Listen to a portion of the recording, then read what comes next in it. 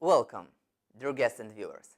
I'm your host, Gabor Chodkowski-Dziuric, and I'd like to invite you to take part in the online COVID-19 International Conference of leading virology and immunology specialists. We are honored today to be hosts for Nobel Prize winners in the disciplines of medicine and chemistry, thought leaders within the scope of ongoing COVID-19 research, tracking and understanding its spread, or preventive treatment, as well as many other esteemed experts and specialists. While given the current circumstances, it's difficult to organize the kind of physical gathering we are all used to, we believe this live stream to be an important chance to hear the independent opinions of many leading experts on the most pressing questions concerning the COVID-19, one of the greatest challenges of the 21st century. Together, we might gain a better understanding of this very, very complex issue.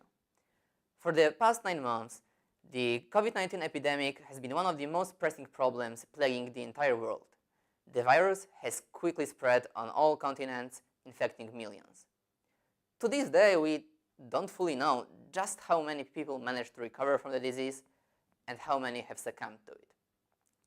It truly might be the greatest catastrophe in modern history. As such, it is simply impossible to tackle a problem of such a scale alone. Thus, more than ever, we have to combine our knowledge, experience, and efforts to deal with this pandemic and its consequences. The virus knows no borders. And thus, we have gathered the foremost specialists and experts in the fields of virology and immunology across the world to join their forces together. The online conference has been made possible by the Foundation for the Support of International Projects and the IPF 2021 Global International Pedagogical Forum. Before we get started, I'd like to briefly remind you about the structure and schedule of the conference. Starting at 10 a.m. GMT plus 2 time, we will be joined by the first group of 15 participants. Each speaker will be provided 6 minutes to present their speech, followed by a half-hour Q&A session to discuss their findings with their colleagues. Afterwards, we will take a short break before gathering again with the next group of experts. And finally, it bears mentioning that based on the results of our shared work on this online international conference, we hope to establish a working group comprised of preeminent experts to tackle the issue of creating the necessary recommendations and instruments to resolve the global crisis created by COVID-19 pandemic, and perhaps together find the most effective treatment for this disease. So, without further ado, let's welcome our first group of experts. First up, we will meet with Dr. Sujatha Sunil, the principal investigator at the International Center for Genetic Engineering and Biotechnology in New Delhi, where she is leading a group on vector-borne diseases.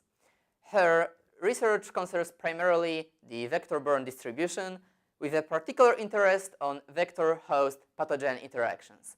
Her work led to obtaining a wide knowledge on virus evolution, vector-host interactions, and host response, using high-performance omics platform and advanced molecular biology techniques. So, let's welcome Dr. Sunil.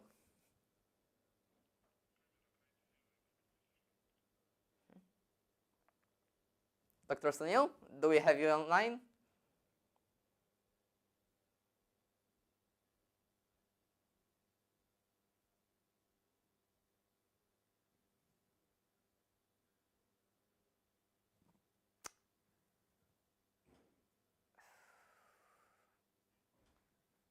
Well, we seem to have a minor technical problem to begin with. Я уже вижу ее, но не слышу. И она нас тоже не. Уже вижу.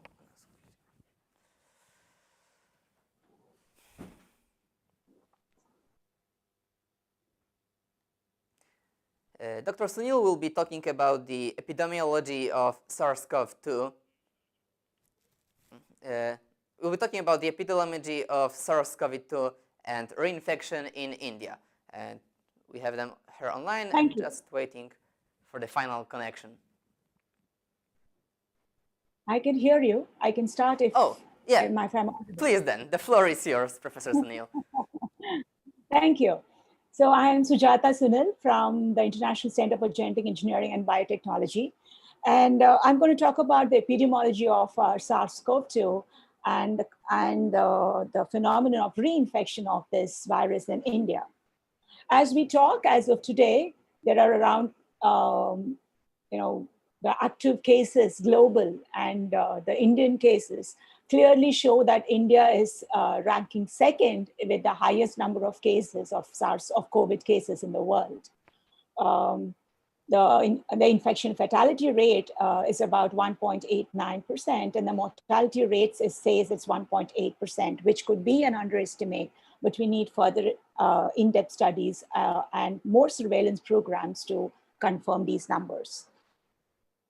So if you're going to talk about the SARS-CoV-2 genome organization, it is a single-stranded positive RNA genome of about 30 kb long.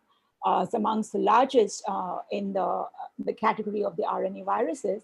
And they are arranged in the order of the ORFs, which transcribe for the non-structural proteins, followed by the structural proteins, namely the spike, the envelope, the membrane, and the nucleocapsid proteins, and flanked by the 3' UTR and the 5' UTR on both sides.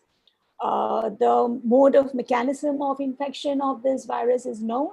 It's known to infect the type 2 pneumonocytes and ciliated bronchial epithelial cells, utilizing the AC as a receptor.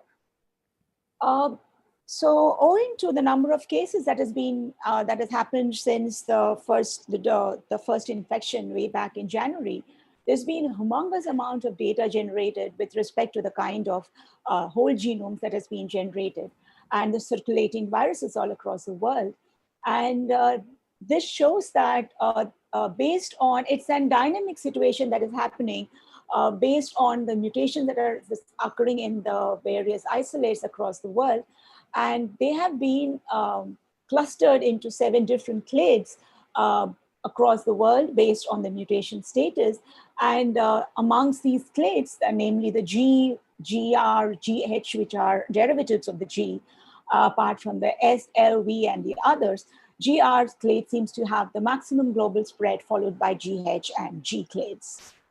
So coming to the phenomena of reinfection in India, so we first sought out that this concept or this phenomena in healthcare workers in India who are the frontline warriors for fighting against COVID. And what we did see is they were testing positive after 3 months of the first incident, after they tested negative for RT-PCR. And they also witnessed an absence of the neutralizing antibodies post the first episode. And whole genome sequencing of these viruses from both the episodes were taken and was done. And the sequencing information led us to confirm that it was indeed an reinfection and not an prolonged infection of the same episode. This was done as a case series in 4 healthcare workers. So these are the details of the samples where you've got 4 patients, namely the patient A, B, C, and D, and their follow-up samples, where the duration between the first and the second episode ranged from 19 days to 66 days.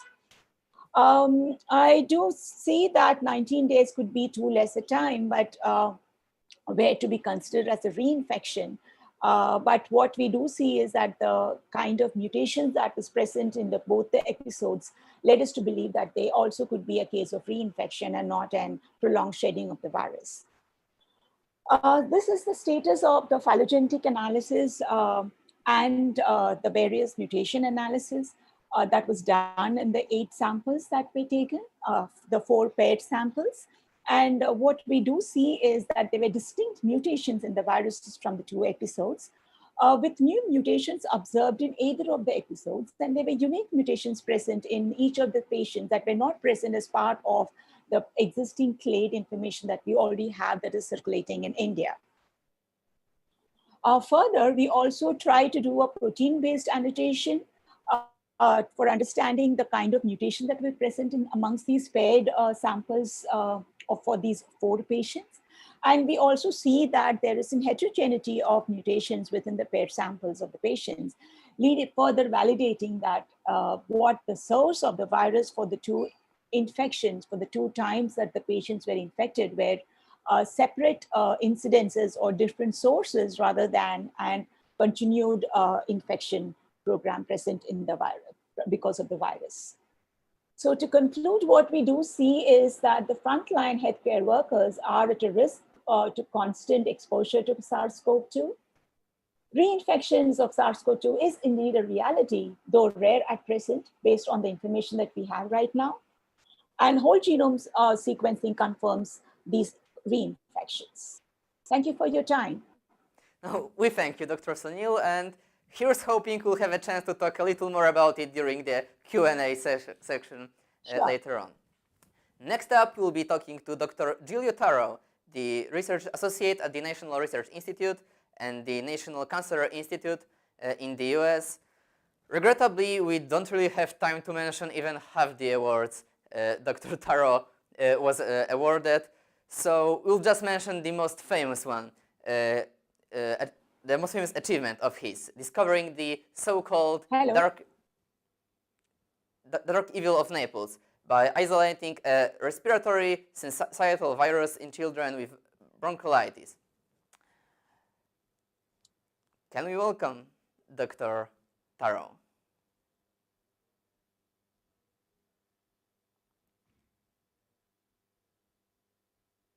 Well, while we're waiting, I'll mention that Dr. Tarro will be talking about different background of the immunological response in accordance with the previous zoonotic experience with coronavirus.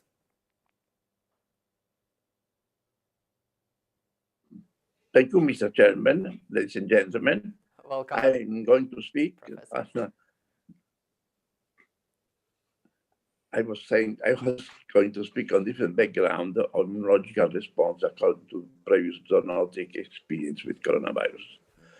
T cells were studied for their responses to structural, that is, nucleocapsid, and non-structural proteins, accessory like NSP7 and NSP13 and NORF1, of course, concerning the viral particles of SARS-CoV-2 in 24 subjects convalescent by COVID-19. CD4 and CD8 cells were recognized in all convalescents, which recognized multiple regions of the nucleocapsid protein.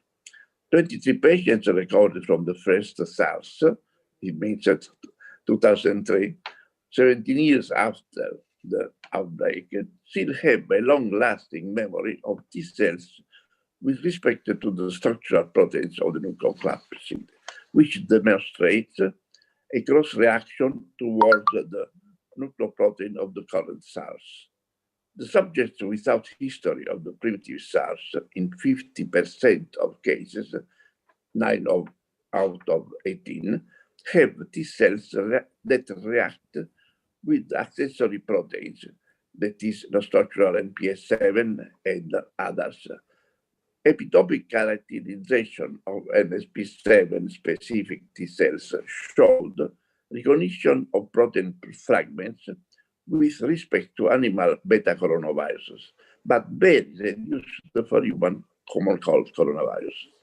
Therefore, infection with beta coronaviruses induces a strong and long-lasting immunity of T cells with respect to non-structural protein, and as recently published Nina Lambert and others from Singapore. The most comprehensive documentation on plasma therapy in COVID patients can be found in the article of K1 and others on the proceeding of the National Academy of Science. I want just to say a few words. The plasma transfusion has been successfully used in the other two coronavirus epidemics, SARS of 2002 and 3, and MERS of 2012 and 2015, entering the plasma at a precise stage of the disease. That is, when there is already poor oxygenation and the patient is subjected to assisted ventilation with I would say, PAP helmet, but is not yet intubated. It is a therapy that, like many, presents a risk, but frankly, it is not clear exactly why the WHO made a delay in yielding their approval. Only in the case of serious disease for which there is no effective drug treatment. According to experience, especially from the University of Cambridge with Dr. Hebram Kappas. According to the experience of the first SARS and of the MERS, the children were not exposed to the civet cat and camels in a similar way. It was thought that the same fact could take place with the SARS from COVID-19. Indeed, children are infected with the virus without suffering a serious disease and represent an important source of infection. The virus is found in their rectal swabs. This was just published with my friends in Belo Horizonte in Journal of Pediatrics. Growing with age, many specific cells of the immune system are no longer active, and therefore the body loses its ability to respond effectively. In fact, it has been experimentally proven that young mice respond to lung tissue damage from viral infection through prostaglandins, while adult mice succumb. The juvenile immune system and its efficient T helper cells respond to SARS-CoV-2. The helper cells, especially CD4 lymphocytes, stimulate B cells to produce antibodies against the virus and control infection.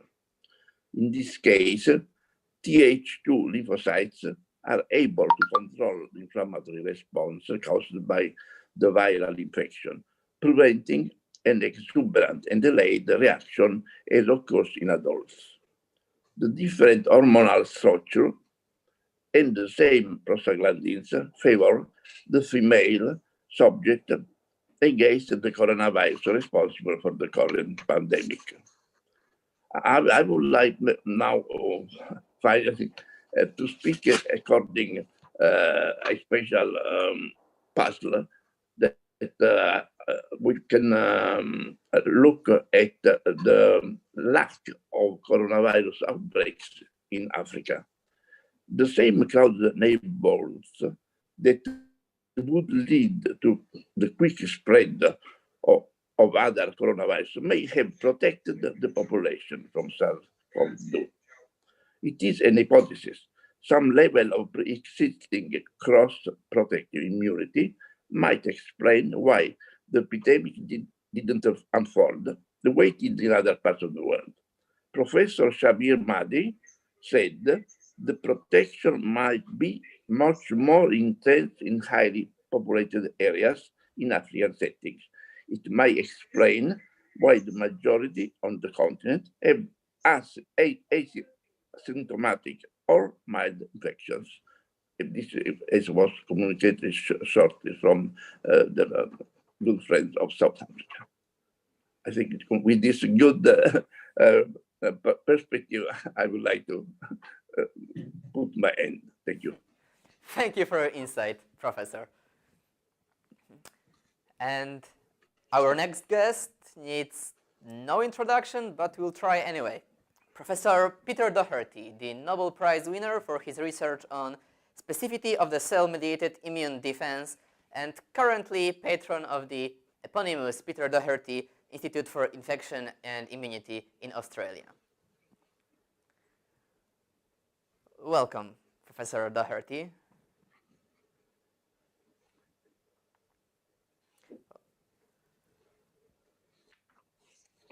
This segment will be slightly different than usual. Instead of coming with a pre-made presentation, we will take the opportunity to ask a series of questions to our preeminent expert.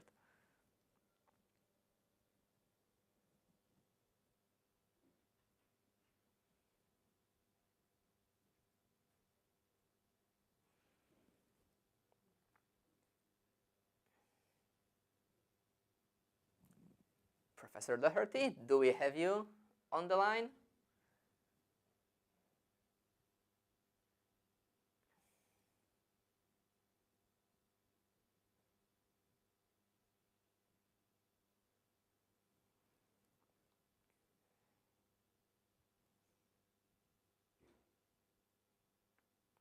Well, while we are apparently waiting a few minutes, I'd like to remind everyone that while currently we'll have a series of ready questions to ask Professor Doherty, do remember that every participant of this group will not only be able to, but will be encouraged to take part in a discussion panel after we're done with all the presentations.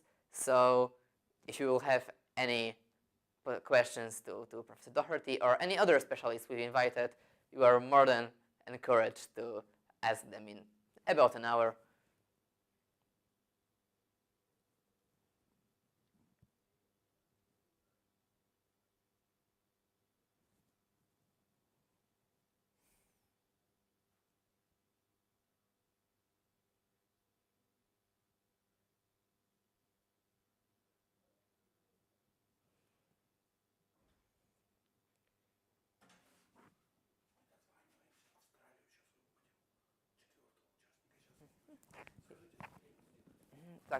Well, it appears we might finally have connected.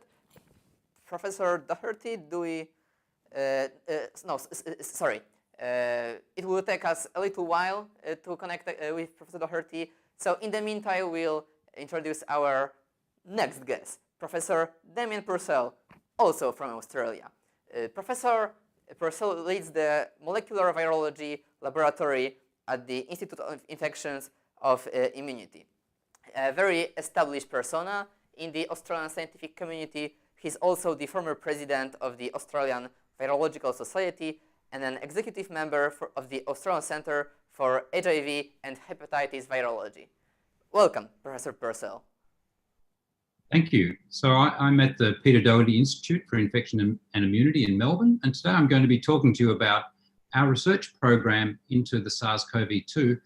Our institute is a new institute, 6 years old, and I want to show you how we connect research, education, and public health, and particularly public health for genomics that informs back to our research. So in Australia, we've had 2 waves of coronavirus SARS-CoV-2 shown in this diagram here. And the first wave is mostly spread across all of the different states in the country. In blue is my state, which is Victoria, and the city of Melbourne has recently sustained the greatest level of new infections. So over the course of this infection, the outbreak, we've had 27,076 cases with 886 deaths. And the second wave, as I said, is entirely due to outbreak in Melbourne, which is a result of a breach in quarantine in a hotel, quarantine hotel, where returning travellers were housed for quarantine. Currently, we've kept this outbreak under control through strict public health measures. We're currently still in a strict lockdown, just coming out of curfew now that we have less than 20 cases per day. We have a very high rate of testing, 0.6% currently positive in Victoria.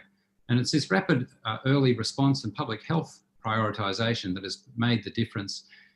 In Australia, where we sit in a pretty reasonable position in the neighbourhood of Korea, South Korea, Singapore, in terms of our total number of cases. So as you can see, the second wave has made some dent on that profile as we went into winter and now coming out of winter into summer. So our testing rate is high, as I said, 0.6% positive, and we've tested very, very greatly in the community. But the important thing is these tests, the diagnostic samples, have been linked to genomics, and many of these positive testing samples have been screened for full genome sequences, which gives us an opportunity to understand the mutations that the virus is undergoing. So many of you might be familiar with the D614G mutation in the spike, and we're particularly interested in mutations surrounding the spike, particularly in the receptor binding domain, that might actually increase transmission and cause potential problems for vaccines and antibodies targeting the spike protein. I think we all know now that the D614G increases transmissibility by increasing the exposure of the receptor binding domain. So with the deep level of sequencing that we've done, we've actually had witnessed a strong penetration of the D614G. So almost all of the new cases now have this, but I want to draw your attention to three particular receptor binding domain mutations, particularly occurring within the receptor binding motif. So even though we've measured many, many mutations, 115 different single amino acid or double amino acid occurrences across the whole spike, these ones are picked out because they had expansions, little clusters, N501Y, 34 cases, G485R, 40 cases. And then this one here, which was the hotel quarantine breaching virus that now is up to about 4,000 instances. And all of these occur within the receptor binding motif. If I move to the next slide, it takes a little bit of time to come up because it's got a lot of material on it. Oop, it's jumped over. Here it is, okay.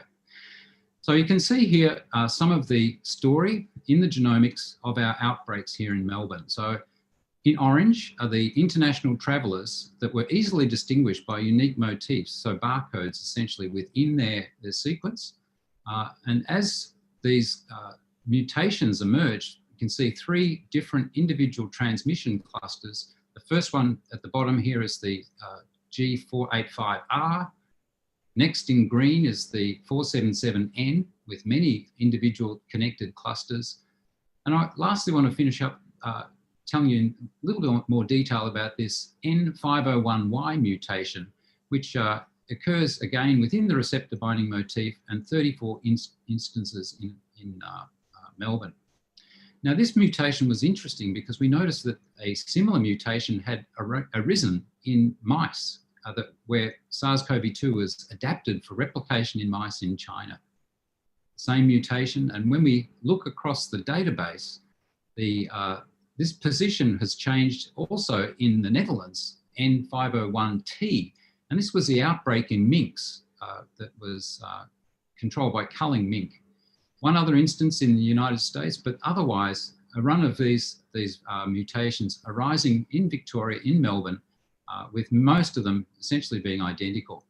Importantly, they were different in terms of other locations of mutations throughout the genome compared to the mouse-adapted virus that arose in China.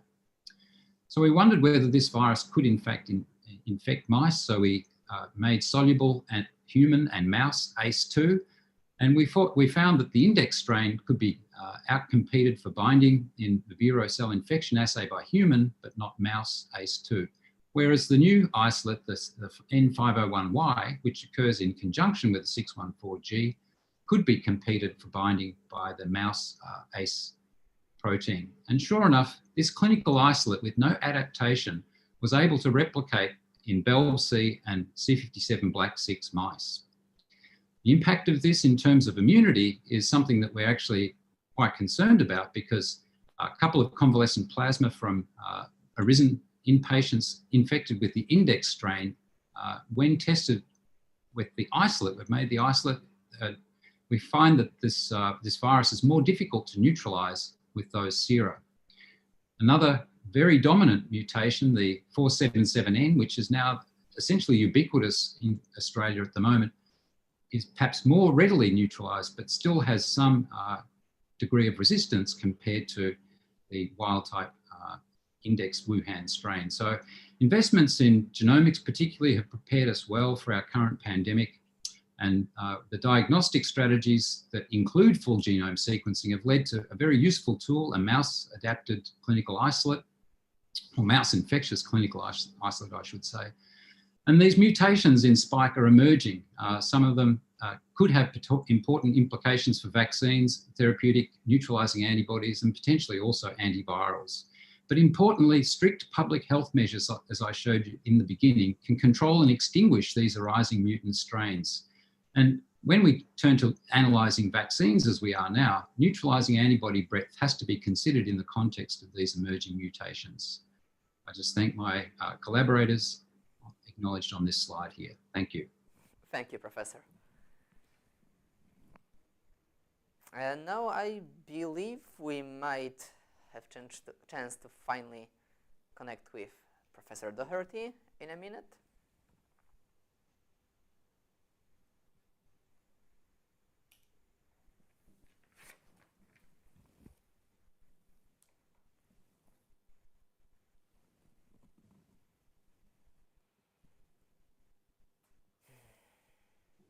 I could have talked for longer. Yeah, now we'll feel silly for rushing you.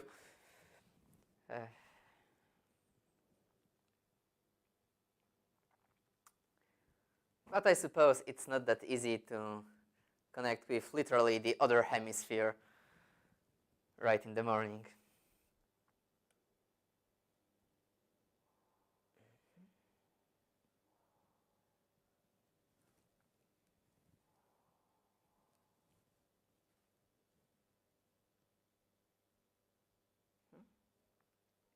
Oh, I do believe we are establishing a connection right as we speak. So please don't go away.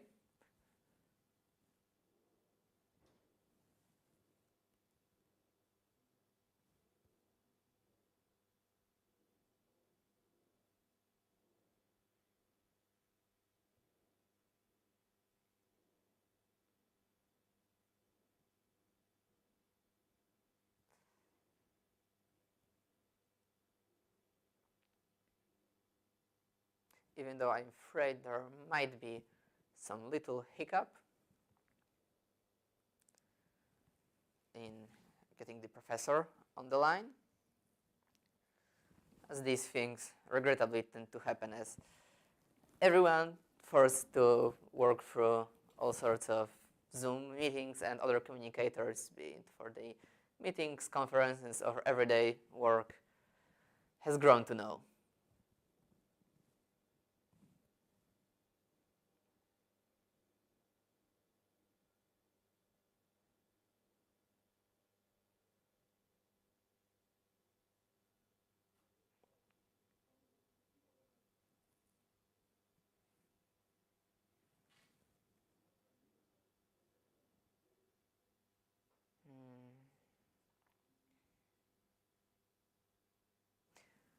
Yes, I'm afraid we are still waiting for confirmation whether we'll manage to connect with Professor Doherty right now, or we'll connect with one of the following guests and leave Professor for later. Hopefully, in a minute or two, the entire matter will be resolved.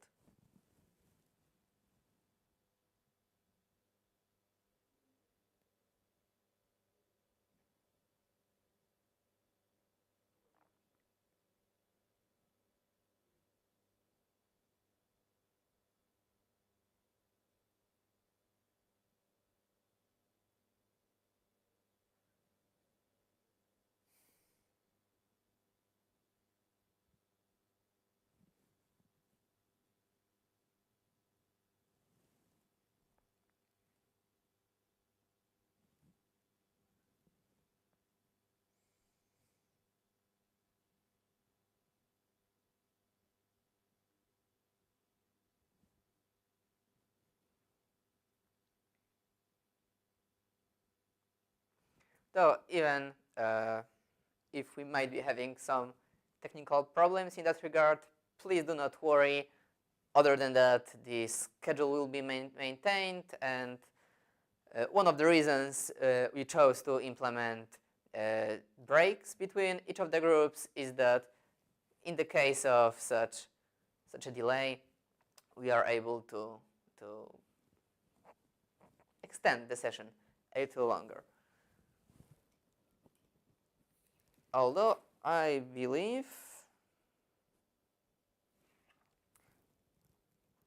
believe instead we are connected with Professor Anupam Varma, president of the World Society for Virology and former president of the Indian Virological Society, as well as an elected member of the Indian Academy of Sciences. Welcome, Professor Varma. Can you hear us, Professor? Because we can definitely see you, but not hear just yet. Professor Varma will be talking about the new standards and experiences to guide future pandemic management learned over the course of dealing with the COVID-19 pandemic. Such as strengthening the public health system, building rapid response capacity, and so on.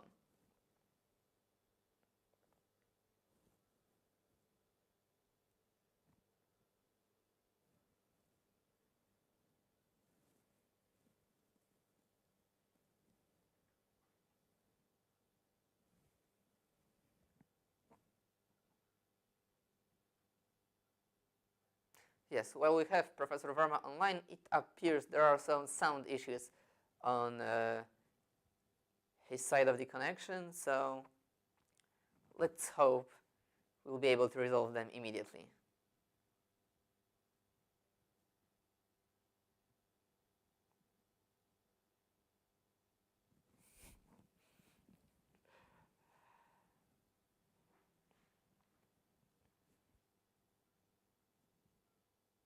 Can you hear us, Professor Varma?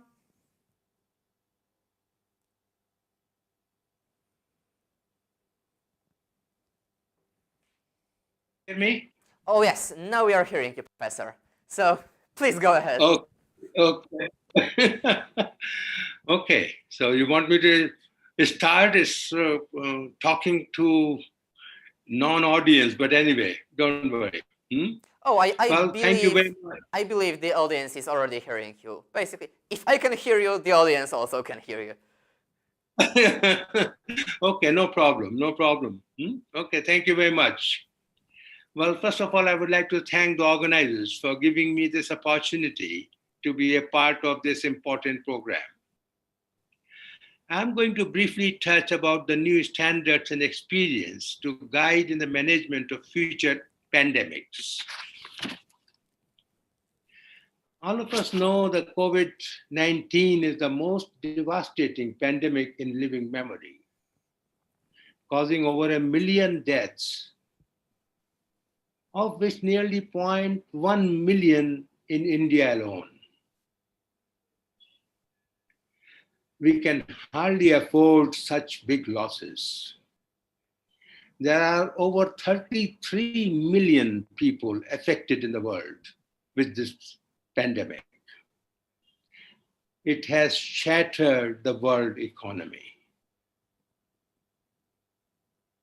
I must compliment all the countries for their basic response, including the basic preventive measures to stop the virus from spreading. In most of the country, it was done fairly quickly, but even that quick was not quick enough. I'll come back to that point later. The nations that followed the basic preventive measures have successfully contained the virus. And I would like to give here credit to New Zealand and Senegal for their management in two contrasting situations of resource availability and infrastructure. India, considering the size, population, and demography, has done very well. On March 9, India had only 44 cases. Of those 44 cases, 35 had come from Italy. The people going to Italy and coming back. The remaining were for 4 other countries. That was the time to stop it. It was tried. But those measures which I just said, which were put in place, they have to be implemented and followed by people for the success of any program on this kind. Our only hope at the moment is to get a vaccine. There are more than 300 vaccine candidates which are in various stages of development. We are very hopeful that by early 2021, we will have effective vaccines, a set of vaccines. And I tell you, this will in itself a remarkable feat of development, of cutting down time. It has never happened that before. Indian pharmaceutical companies are at forefront and developing effective products, but the task is enormous. The main task is of getting vaccines, especially to the countries with fewer resources, and also to arrange their distribution. India is preparing itself very well to do that, as you can feel that with 1.35 billion population, it's going to be a very difficult task, but it will be achieved. What we need to do is to build rapid response capacity, medical infrastructure. It was built, but it's not sufficient to control. Development of reliable and quick diagnostic system. Currently, we were not prepared. It took time in developing it, but now we have to be prepared for such emergencies. Efficient monitoring system so that whatever the policies are in place, they are implemented. Traditional medicines have shown promise. People are, very happy with this in countries like India. But there's a need to develop scientific data, robust scientific data on the use of these medicines, especially for developing immunity in people or helping in building up immunity.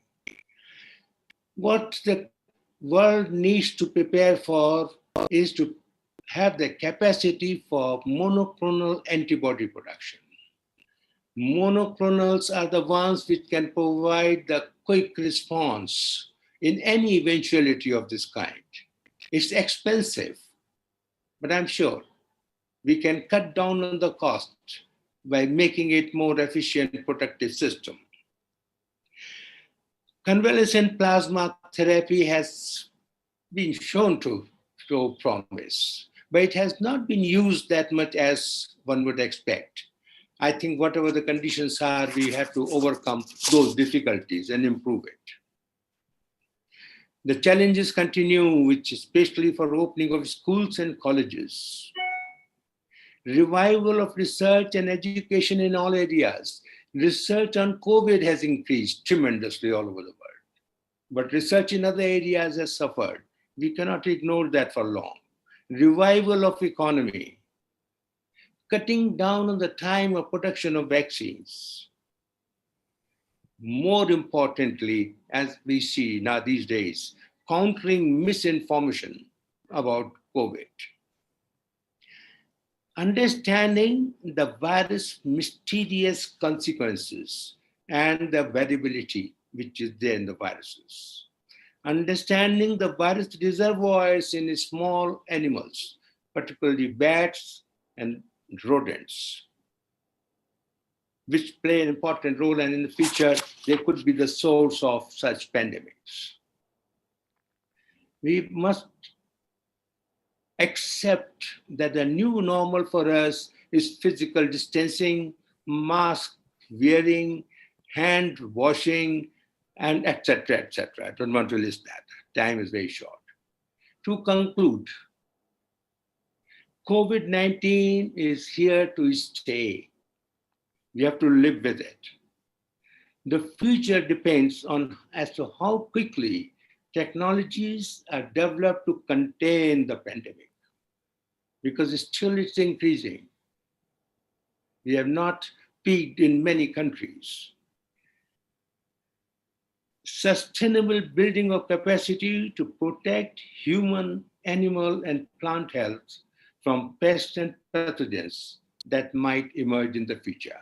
This is the message I would like to give. And with this, I thank you again and thank the organizers for arranging this. Thank you, Professor Varma.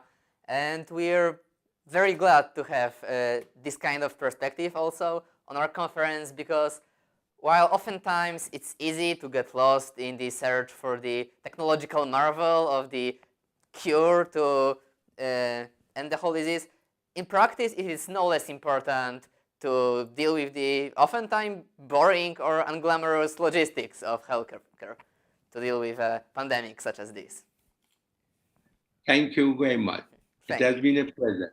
This is just a highlight of the points. Thank you. Thank you. I hope I have not taken too much time. Oh, don't worry about that. Okay, thank you. Thank you. Now we'll be going. Your voice is not coming yet, ma'am. And now we'll be going to our next guest. Okay, then.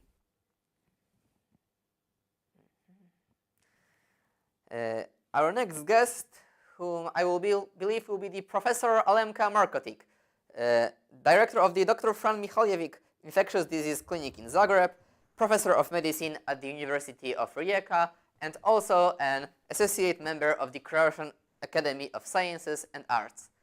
Welcome, Professor Markotic. Thank you very much. I probably butchered your name. I'm very sorry for that. This is okay. Well, can I start? Of course, go ahead. Yeah, well, I would like to thank ladies and gentlemen, to organizer for the kind invitation, and I would try to give you a few hints about the management of COVID-19 in Croatia, based on traditional and modern approaches to one emerging infection like COVID-19 is. So the excellent example is if we take like personal protection equipment. So this is a medical doctor in the 17th century. And they didn't know at the time even that the microorganisms exist. But obviously they realized if they completely covered and they have this stick for the social distance, they could handle at least partially with the patients who suffered at that time from the plague, from the smallpox or cholera. Now here we have completely protected modern medical doctors. So I ask you, who did better? I'm not sure. Looking in Croatia, we can probably say that we contributed a lot to the fight of infectious diseases during the history. So Croatia invented and established in Dubrovnik in 14th century the first quarantine on 27 July 1377. We also, and this is romantic view nowadays, we also have a long-term tradition in public health, and the School of Public Health was established in Zagreb in 1927 by Andrija Štampar, and Professor Andrija Štampar was actually the father of WHO and founder, and he was elected as the first president of the assembly anonymously, and he didn't even establish a strong support to the different public health measures 100 years ago almost in Croatia, but all over the world. But let's go back to COVID-19 and Croatia, and we can say that in the first wave and in the first phase at the very beginning of the outbreak, we had really good situation. We succeed to keep numbers low, number of infected people low, and even number of dead people. And in almost 2 months, we actually dropped down the numbers on very few or on zero. Well, on the other phase, at the middle of June, our tourist season started. So during the whole tourist season, we had about 10 million of tourists. And to remember you, Croatia has only 4 million residents. So for 14 million people hanging around in Croatia at 2 months, we actually still have good numbers, and we controlled the outbreak and have a significant drop now again in the number of cases. And looking in comparison to Europe and the world, we can say that except of the small period of time at the end of August and part of the September, when we were higher with the number of cumulative number of infected people above the European numbers, we usually have it in a proper way, lower than Europe or the world, and especially with the mortality rate, which is strongly below the EU or world numbers. So what was the Croatian Way? It was early shutdown and initial activities already in January 2020. And we were among the first in Europe who established RT-PCR detection. Our hospital established that at the end, before the end of January, and helped actually to other institutions to establish that. So far we have more than 20 diagnostic laboratories all over the Croatia, and the first case we had on February 25. We have also a tradition of infectious diseases, hospitals, clinics, and departments. So the advance was that we actually hospitalized all our patients in our infectious diseases clinics and departments, and we didn't mix them with other like internal medicine departments or surgery. So we successfully keep them isolated and mostly didn't spread infection all over the different hospitals. We had all the time and still have strong and prompt collaboration between infectologists and epidemiologists. And although we had shut down, we put it appropriately and gradually introduce different epidemiological measures and try to communicate them each time very strongly with the population. We even faced the earthquake in the Zagreb, and you will see that we successfully managed that situation as well. So we would like also to underline that at the very beginning, good communication between experts, Croatian population, and media with strong political logistic support really helped us to manage COVID-19 in Croatia. Of course, we continue to do our research, and I will show here some our findings on molecular diagnostics or molecular analysis of our samples, which we did recently together with Luka Cicin-Shine, which is Croatian scientist in Germany, and our hospital and their team found out different quasi-species in SARS-CoV-2 samples. So overall, our research has far-reaching implication for development of antiviral strategies, suggesting that viral quasi-species which we detected may facilitate rapid emergence of escape mutants under selection pressure, such as the treatment with antivirals against the new coronavirus. So we realized that in the future, we will probably need few different antivirals to fight at the same time with the new coronavirus. We also looked for the situation about the wider population, like industry population and serological response. And in the first phase in April, we had still pretty low percentages between like 1.20% up to 7% among different industry population. Looking for the success of serology and for the possibility to use it for detection of acute cases, we could see that, and we could conclude that we need to combine several different tests, like ELISA tests, like point of care tests, but still this is not the first choice method, as you all know, for the detection of acute cases. But if we combine different serological tests, we have in a part detect acute cases about day 5 to 7. As I mentioned at the beginning, we had earthquake in Zagreb at the middle of March, and we expected that we will maybe have more cases after that situation. This was situation in our hospital on the day of the earthquake, but we actually looked.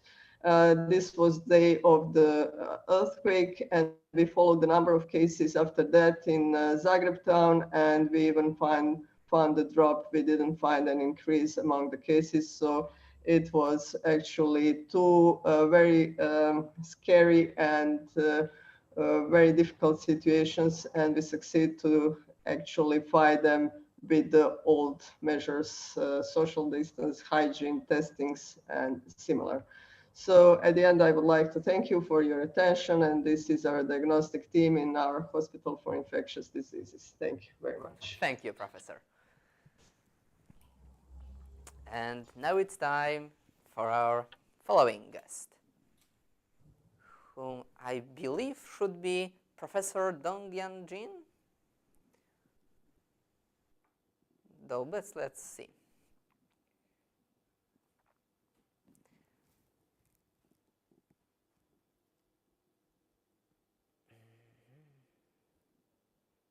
Yes. So thank you for giving me this opportunity to present our work on combinatorial steroid and antivirus therapy for COVID-19 in the hamster model. So this is the life cycle of SARS-CoV-2 and the existing drugs that can be used. For example, ribavirin inhibit mRNA capping, Taiwan interferons that have antiviral and immunomodulatory activities, and protease inhibitors, and remdesivir that target the RNA polymerase and also the proofreading exoribonuclease. So if we compare these to HIV, there are many drugs that we can develop that target all the different steps in viral replication. For example, we might develop drugs that block entry, the protease inhibitor, replicase, and other enzymes such as helicase, and also cellular targets and inflammasome inhibitors. For example, we actually just published these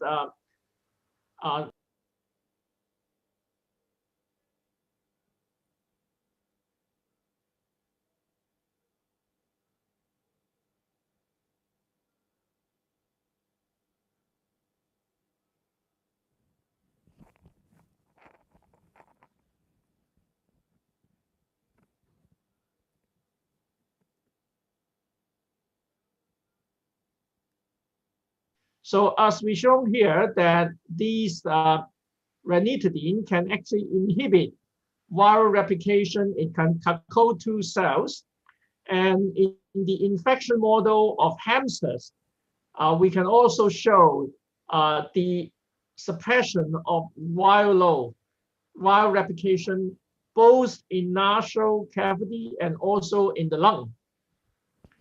And then if we look at the pathology, I don't have the chance to show you the histology, but just the histology scores. Remdesivir and also this ranitidine have the same activity to relieve the inflammation in the lung and in the nasal tissue. And as we show here, that actually these ranitidine, an approved drug for bacteria, can actually inhibit the SARS-CoV-2 helicase.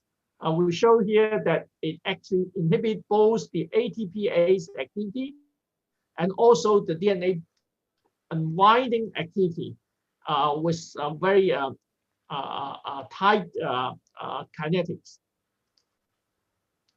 So for the treatment of COVID-19, we can use repurposing drugs, for example, Taiwan interferon, ribavirin protease inhibitor, as I said, and remdesivir steroid. But however, there is also an important question, which is, are the steroids doing more good than harm? Because there are actually a balance between antiviral and anti-inflammatory.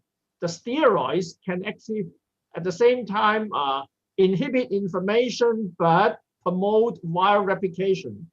And there are lessons from SARS and MERS that the steroids are actually causing some harm. So for the anti-inflammatory drugs of COVID-19, interferons might be one candidate, and also these IL-6 inhibitors, they actually have anti-inflammatory activity. And for the remdesivir, it actually targets both the viral polymerase and also this proofing reading enzyme. However, in the literature, we know that the corticosteroids, either the dexamethasone and also the methylprednisolone, in this very old paper published in 1964, it was found that the corticosteroids can actually sensitize the mice to infection with mouse hepatitis virus, which is a typical coronavirus. And the effect could be from 50-fold to 1,000-fold. So we face this dilemma, whether we put antiviral or anti-inflammatory as the priority. Otherwise, we might be adding fuel to the fire or to pulling the plug so that the inflammation could stop. So we tried methylprednisolone with these human macrophages from the peripheral blood. And as you can see, we tried 3 different treatment schedule, either P treatment or treatment at 1 hour after infection or later.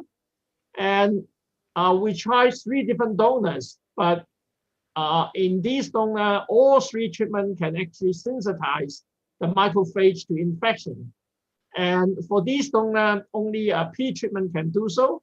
And for this one, the effect is less dramatic. However, we still believe strongly that actually these steroids can sensitize the human macrophages to infection with SARS-CoV-2. And if we use these directly on the hamsters, we have actually developed a hamster model for COVID-19 that can replicate that can capitulate the mild and moderate form of COVID-19. So if we give a steroid on day 2 or day 5 and then do the sampling, we can see that the body weight loss has been reversed. So if we use steroid, either an early treatment or delayed treatment, both can have an effect on the reversal of the body weight. And then if we look at the viral load, if we look at day 14 days after infection, we can see that the viral load is still high, remain high. So that's the concern. But if we check for the immune response against the N protein, it's actually okay. There is no strong effect on the adaptive immunity, the antibody response. If we look at the histology, I can tell you that actually the inflammation has been relieved both at day 7 and day 14 if we use the steroid, methylprednisolone, if we do this as a monotherapy. But here I will show the benefit of a combination between the methylprednisolone and the remdesivir. So if we at the same time give remdesivir, we can see the reversal of the body weight change. The body weight loss is actually the same. However, if we look at the viral load in both the nostril and also the lung, we can see that actually with the addition of remdesivir, the viral load is actually being inhibited. And the antibody response, there is no significant change, and the inflammation is relieved. So as you can see here, that if we treat with steroid alone or remdesivir alone, or together with remdesivir together with steroid, then we can see the viral protein expression. So the viral protein expression is not reduced much if we treat with steroid alone. But if we treat the cells together with remdesivir and steroid, then in the lung tissue, we can see that we can get a much better suppressive effect on viral protein expression in the lungs of the hamsters. So to summarize these, methylprednisolone sensitized human macrophages to infection with SARS-CoV-2, and methylprednisolone reduced tissue inflammation and reverse body weight loss, but prolonged viral clearance.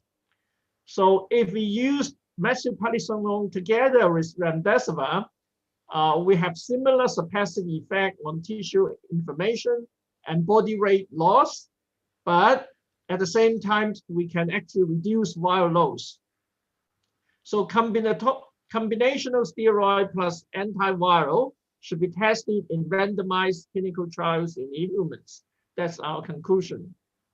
So thank you very much. These are our collaborators who actually are the first to isolate the virus and also to show human-human transmission in China. That's my colleagues and my collaborators. And these are the people in the lab, and the work is done by Dr. Ye here. Thank you very much.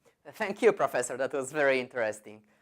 And next up, we'll hear about research and development of COVID-19 medicine from Professor Anthony Kelleher, Director of the Kirby Institute at the University of South Wales in Sydney.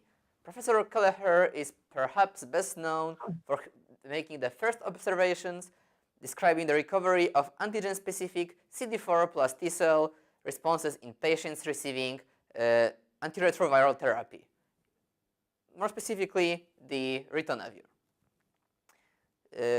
Welcome, Professor Kelleher. Oh no, sorry, there's been a change of plans, and now we have connected to Professor Jean-Claude Manuguerra, head of the Department of Emergency Biological Care at the Pasteur Institute in Paris, who will tell us about the resistance of viruses outside their hosts. Professor Manuguerra is best known for his work on flu and Ebola, work which has led him to the position of the head of the Scientific Council of the World Health Organization's Global Influenza Program. Welcome, Professor.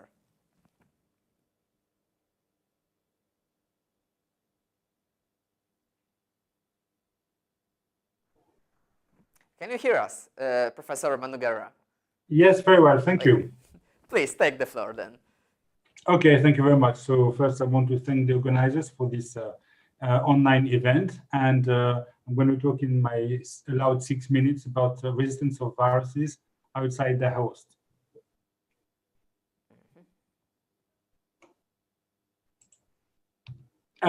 So between an infected person and an uninfected person, the virus has to go through the environment where it needs to survive.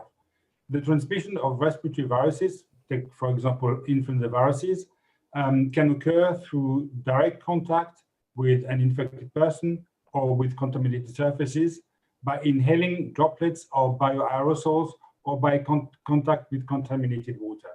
But there's a continuum between water, droplets and aerosols and the air. Contaminated water can produce droplets and be aerosolized. Droplets can fall and contaminate surfaces, and water washing contaminated surfaces can end up contaminated.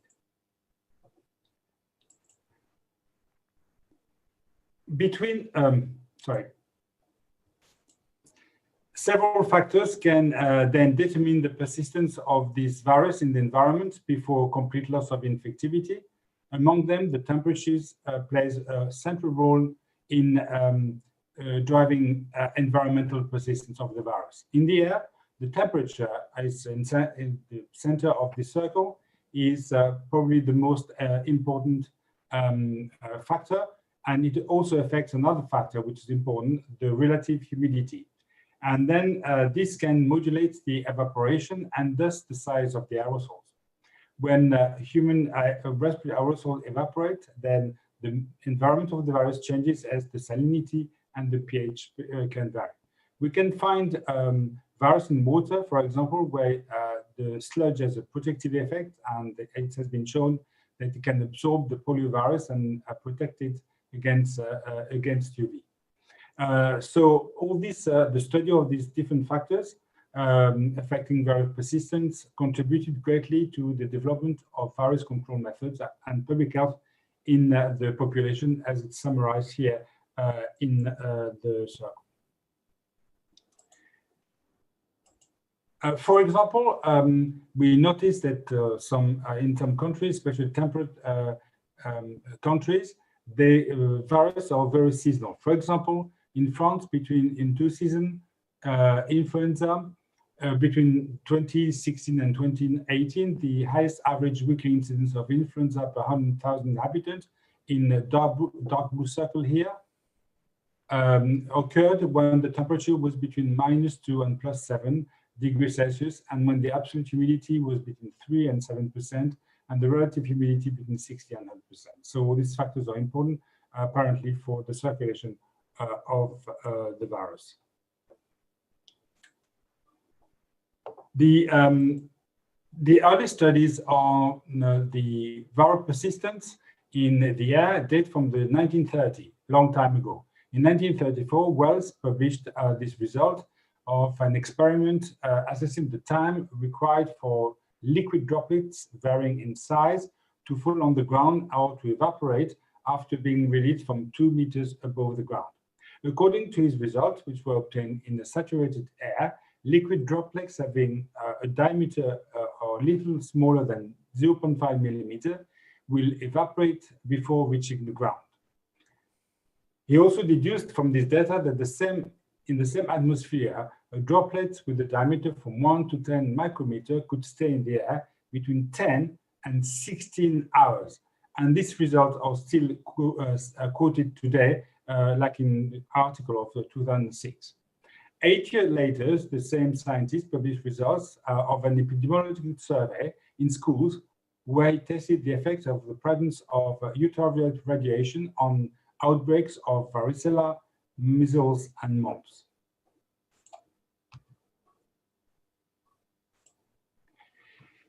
The early study on the trajectory of the droplets on an aerosol can vary whether you breathe, normally cough or sneeze. For example, trajectories of droplets and aerosol from a patient who sneezes droplets will travel for 6 meters at a speed of 50 meters per second. When the person is coughing, then the droplet will travel much less at 2 meters and the speed of 10 meters per second. And when the person breathes normally, then the droplet will travel only to 1 meter distance with a low speed of 1 meter per second.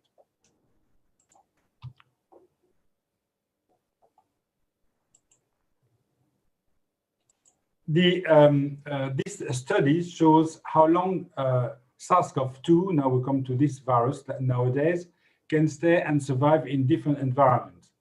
As you can see on the first column, in aerosol, the virus can be detected up to 3 hours.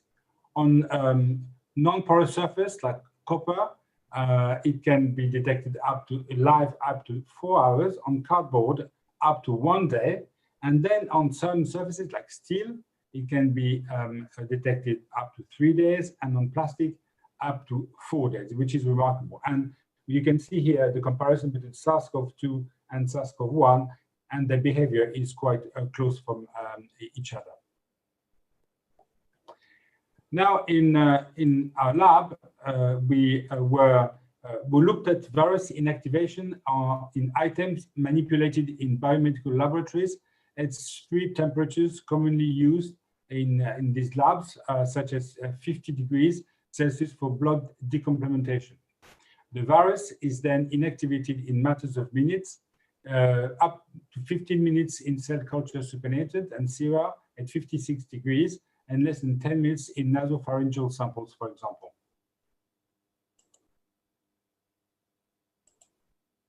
But we can look for the virus also in the environment at large. Here is the detection of SARS-CoV virus RNA in wastewaters of south of France post-lockdown. What is interesting here is that here is the curve of the detection of the virus in wastewater cleaning station, and you can see that it rose very quickly in June here, whereas the number of new cases in human clustered and started to increase much later. And the idea, and we worked on it with the detection kit in the environment, it helps rescue services to detect a cluster before the first human cases appear. And this is a tool that probably will be very useful. So now to conclude, because I already reached 7 minutes, most studies dealing with SARS-CoV virus environment detect only virus genome, not its variability. And I think we should emphasize that most studies should focus on virus ability to grow, because it will show whether it's contagious or not. This is also a question not resolved for influenza, but the relative role of fomites, droplet, and bioaerosols in COVID-19 transmission needs to be addressed, probably taking into account specific settings and epidemic phases.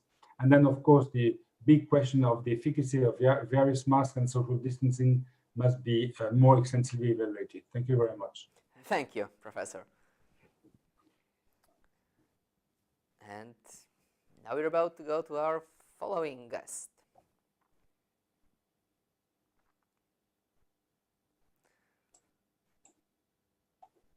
So this time I won't be taking a guess who manages to connect to us.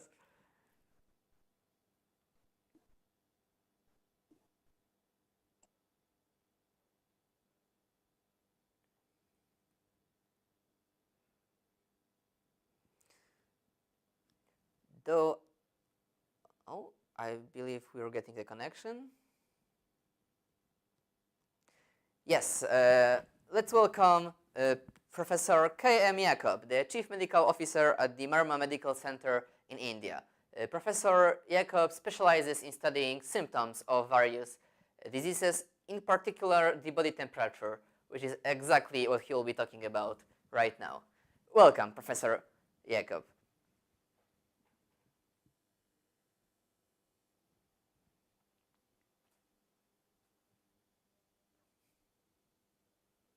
Well, we have Professor Yacob on the line. We have his presentation ready, though I believe the audio-video connection is still getting configured.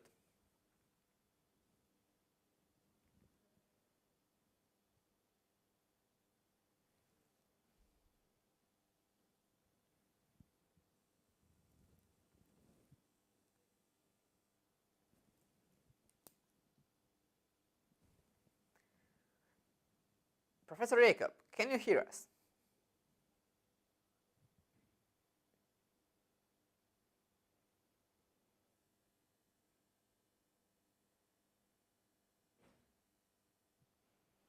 Regrettably, myself, I've grew to expect that this sort of issues with video conferencing will be as much a part of our everyday life as washing our hands and wearing masks for the foreseeable future.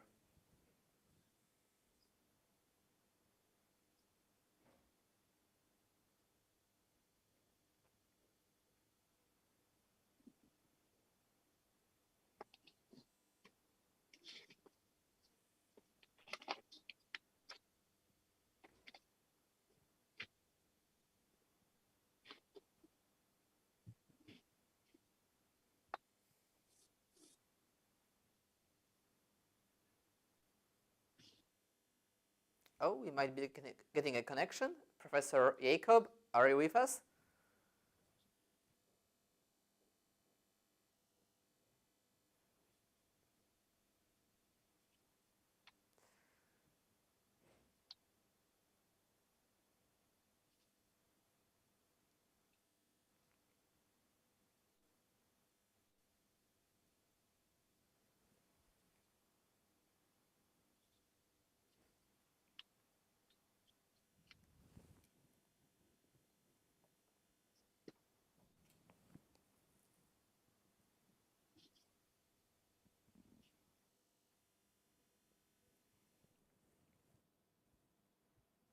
Oh, thankfully we still have a few minutes to try and resolve this issue before having to go further with our conference.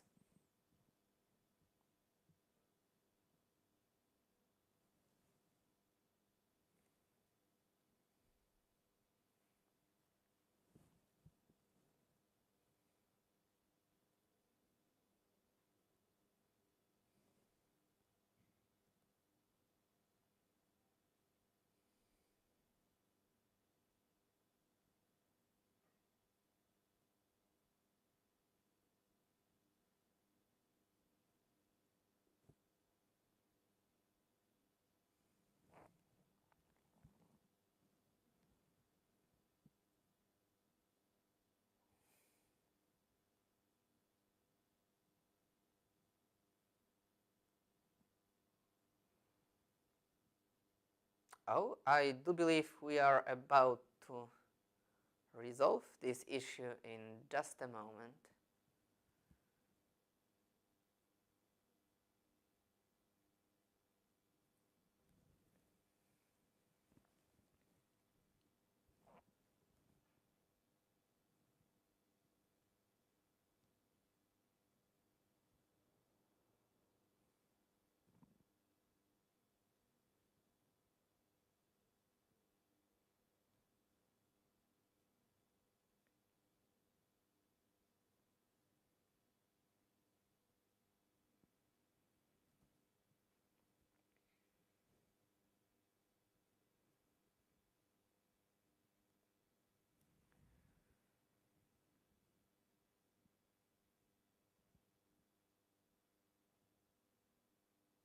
Well, should Professor Yacob prove unavailable due to technical reasons, I believe the following guest would be Professor Irja Lutsar from Estonia, the Professor of Medical Microbiology and Virology at the University of Tartu.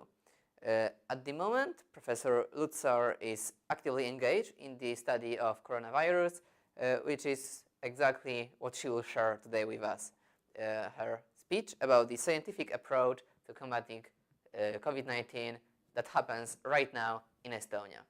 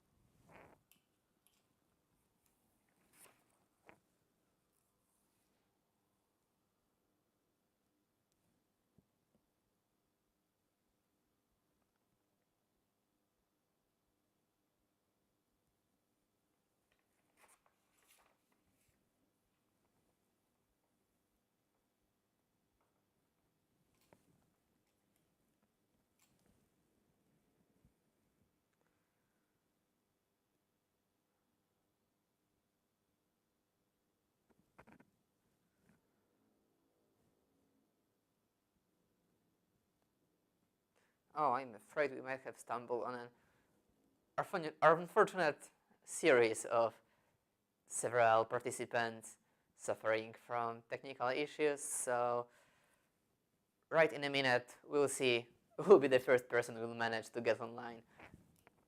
As there still are many interesting speeches for us to hear today. And soon after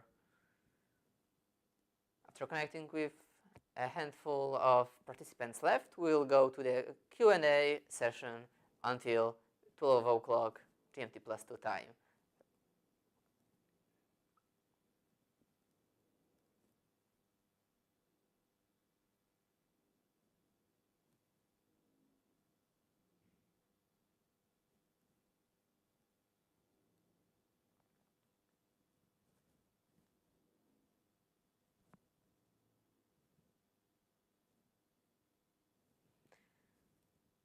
Yes, I believe I can already see our moderators establishing a connection right as we speak.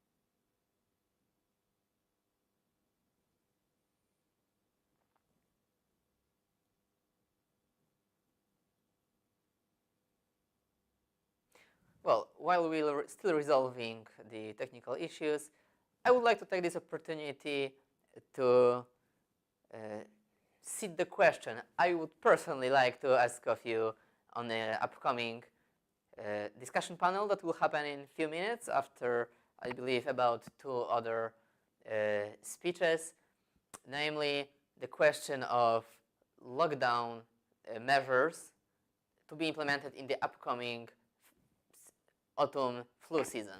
As in the first outbreak of COVID-19 in spring, the quarantine and lockdown measures, introduction of strict social distancing proved rather successful in most countries.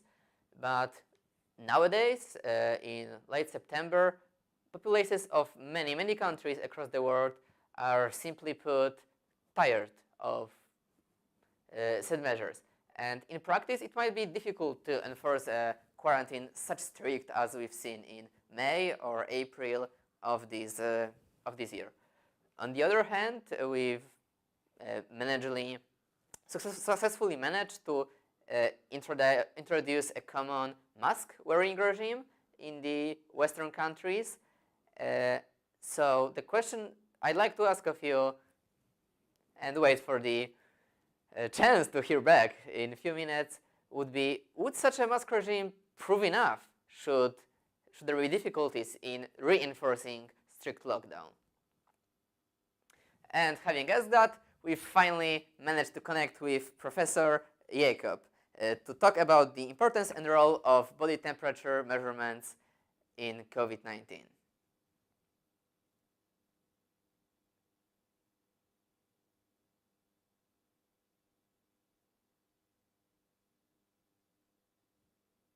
Well, we had Dr. Yacob just a second ago, so let's hope I didn't jinx it.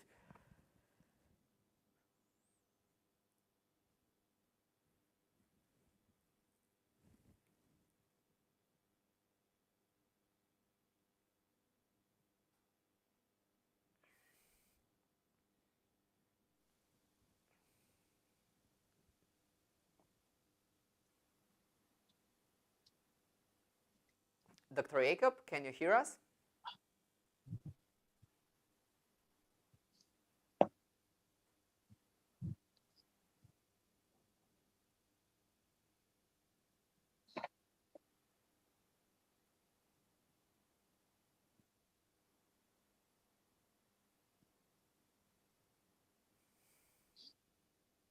Yes. Oh, welcome, Dr. Yacob. We have you on our stream. We'd like to thank you for taking your time to participate in our conference, and please take the floor.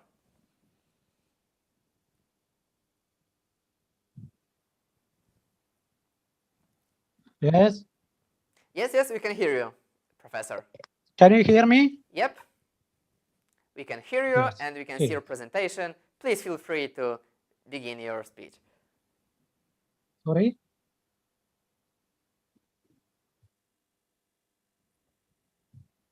Okay.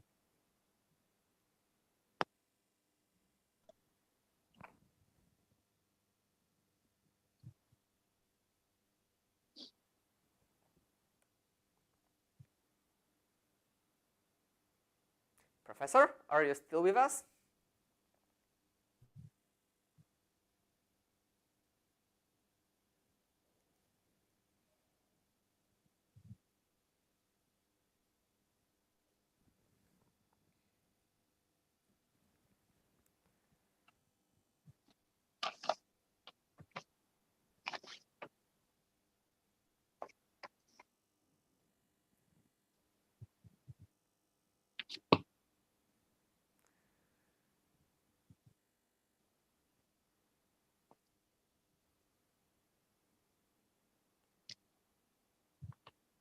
Well, it's not always easy to connect despite the supposed quality of our technology nowadays, but I believe this particular speech will well be worth waiting for.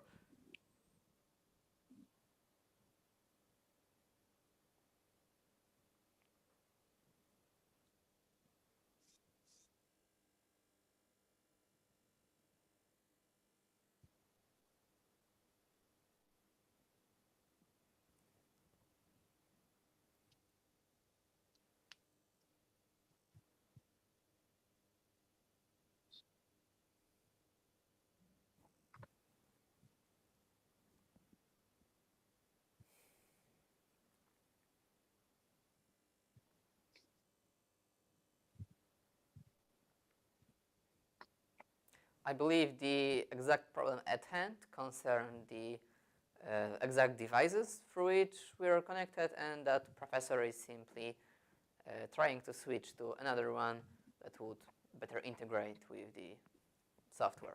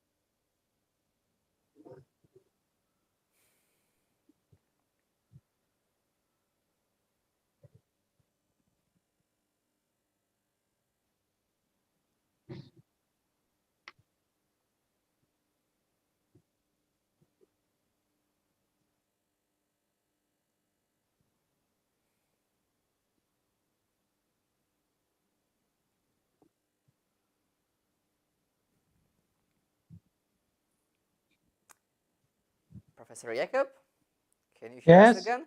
Yes, please, Yes. please begin your presentation. Okay. The importance of role of both. I am Yacob Matai. Sorry. I am Yacob Matai from India. Yeah. Yes. I am Yacob Matai from India. Today I wanted to discuss with you the subject is the importance of the role of body temperature in COVID-19. In COVID-19, up to 80% of patients have no fever. Why up to 80% of patients with the COVID-19 virus have no fever? Is it because there is no need for the care of fever, or is it because the disease is free of signals or symptoms? Let us examine the present state of fever. One medical book says our understanding of the neural basis of thermoregulation and fever is still rudimentary. Different type of fever definitions are seen in various medical books.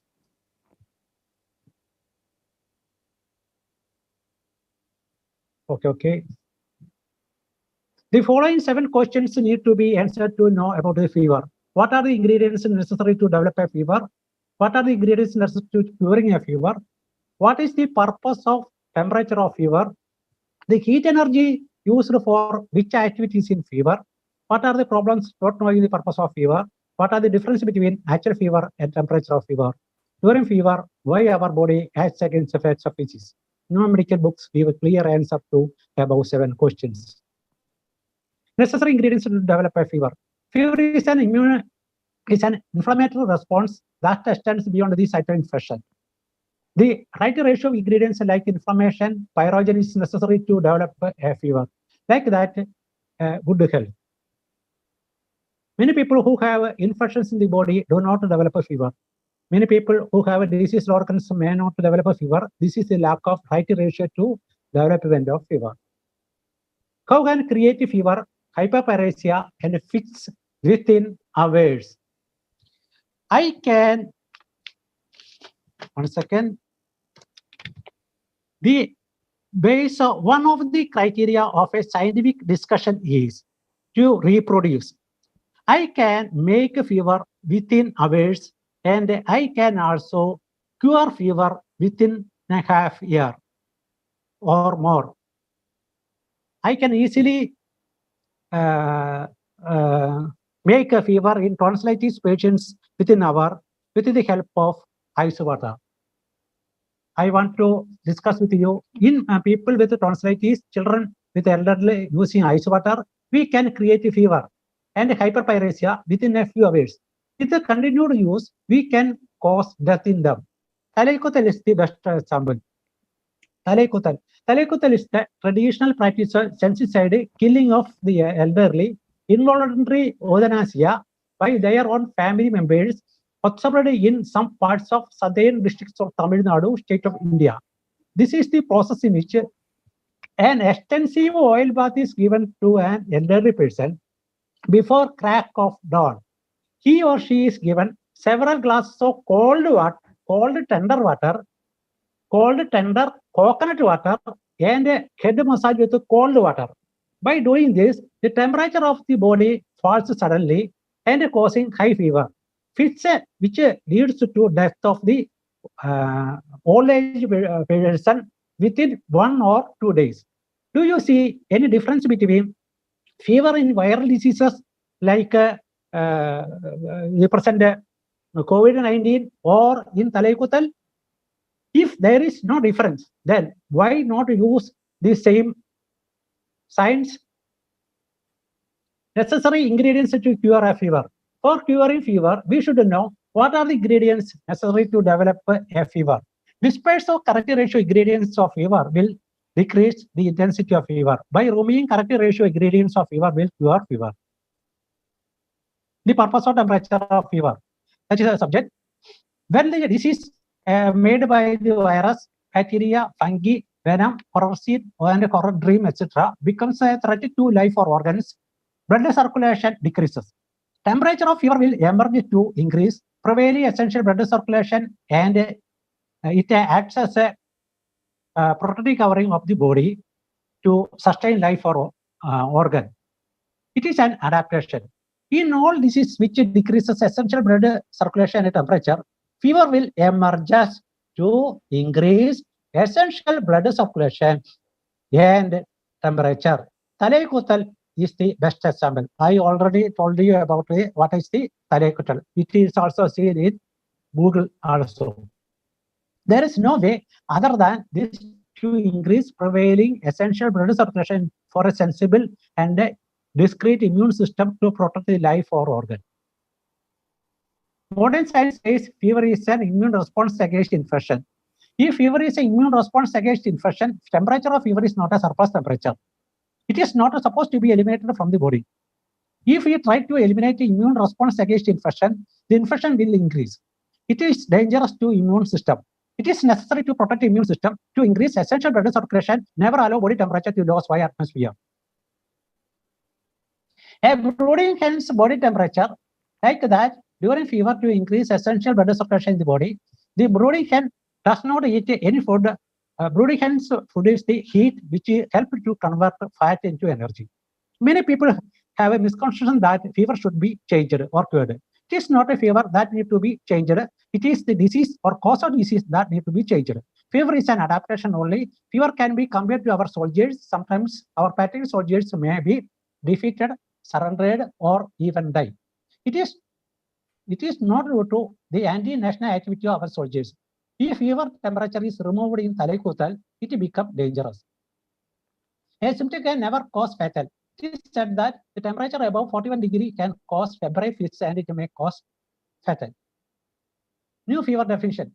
If essential blood circulation decreases to organs, fever is a sensible and a discrete action of immune system to increase essential blood circulation as a self-defense mechanism of the body to sustain life or organ. We can answer almost all the questions about fever with this definition. If we avoid or evade from this definition, we will never get a proper answer to even a single question. Why does not everyone with a disease have a fever? Virus, bacteria, fungi, etc. does not cause fever in everyone because the cause of disease does not decrease essential blood circulation to organs, or the body does not need fever protection, or the immune system does not have energy to produce the temperature of fever like in AIDS. How can we prove that the temperature of fever is to increase essential blood circulation? If we ask any type of question related to fever, by assuming that the temperature of fever is to increase essential blood circulation, we will get a proper answer. If we avoid or evade from this definition, we will never get a proper answer to even a single question. If we do any type of treatment by assuming that the temperature of fever is to increase essential blood circulation, the body will accept at the same time, body will resist whatever treatment to decrease blood circulation. Third, if we measure the heat energy used for which activities in fever, we will know the purpose of temperature of fever. No further evidence is required to prove the temperature of fever is to increase essential blood circulation. Let me know new parameters to prove the purpose of temperature of fever. We can prove that the temperature of fever is to increase essential blood circulation with that parameters. Fever is a protector or destroyer of brain cells. Two questions arises. Will temperature of fever protect brain cells by increasing essential blood circulation to the brain, or will it destroy brain cells? Delirious fits formation in disease-related fever. When disease increases, essential blood circulation and energy level also decreases. The vertical height between heart and brain is more than 1 feet. When the disease becomes severe, ability to pump blood to the brain decreases. The blood flow to the brain decreases and delirious or fits are formed. As a result of this, brain cells are damaged. So the patient might be paralyzed or may even die. Fever and delirium. Fainting or delirious or damage to the brain cells is not due to the increased temperature of fever. It is due to decrease in blood circulation to the brain. Without knowing the purpose of fever, it is said that fits or delirious would happen due to increase in temperature of fever. A temperature of 41 degree never make any problem to our body. During summer in some parts of India, atmospheric temperature is more than 45 degree. If atmospheric temperature is 41 degree, there is no such a history of one have been affected with delirious or fits. A sauna temperature ranges from 160 to 200 degree Fahrenheit. In a steam bath, a person being 15 to 25 minutes. While taking a normal steam bath, temperature inside the bath is more than 50 degree centigrade. There is no such a history one had fainted or affected with a delirious or fits. During fever, if we take steam bath, fits never happens. Body circulation never decreases. Skin never shrinks as in fever. During fever, as you ever, blood vessels and skin are shrinks, blood circulation decreases, and body shivers to increase temperature. If there is 4 degree increase in atmospheric temperature, we have never heard of anyone's blood vessels and skin being shrink, blood circulation decrease, and body shivered. If temperature is reduced to a normal level, blood circulation will never increase. Fits is never cured without an increase of essential blood circulation. Signs of curing fits. Regaining consciousness even before the temperature subsides. When a fainted patient lies on the floor, the vertical height between the heart and brain decreases. So blood circulation increases to the brain, and so fits is cured even before temperature subsides. Many people misunderstand that regained consciousness is due to reduction of temperature.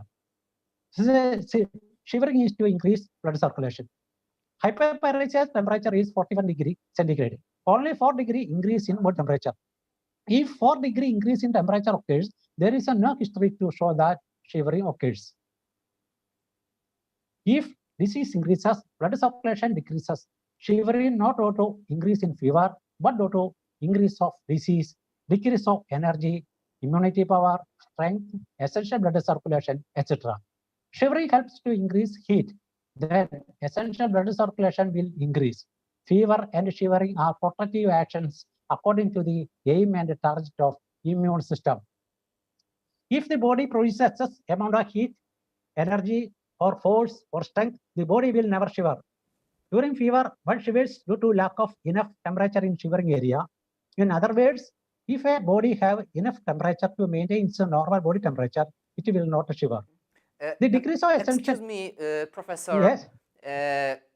I'm afraid we'll have to ask you to go to the summary because we're starting to run out of time for this segment. It's okay.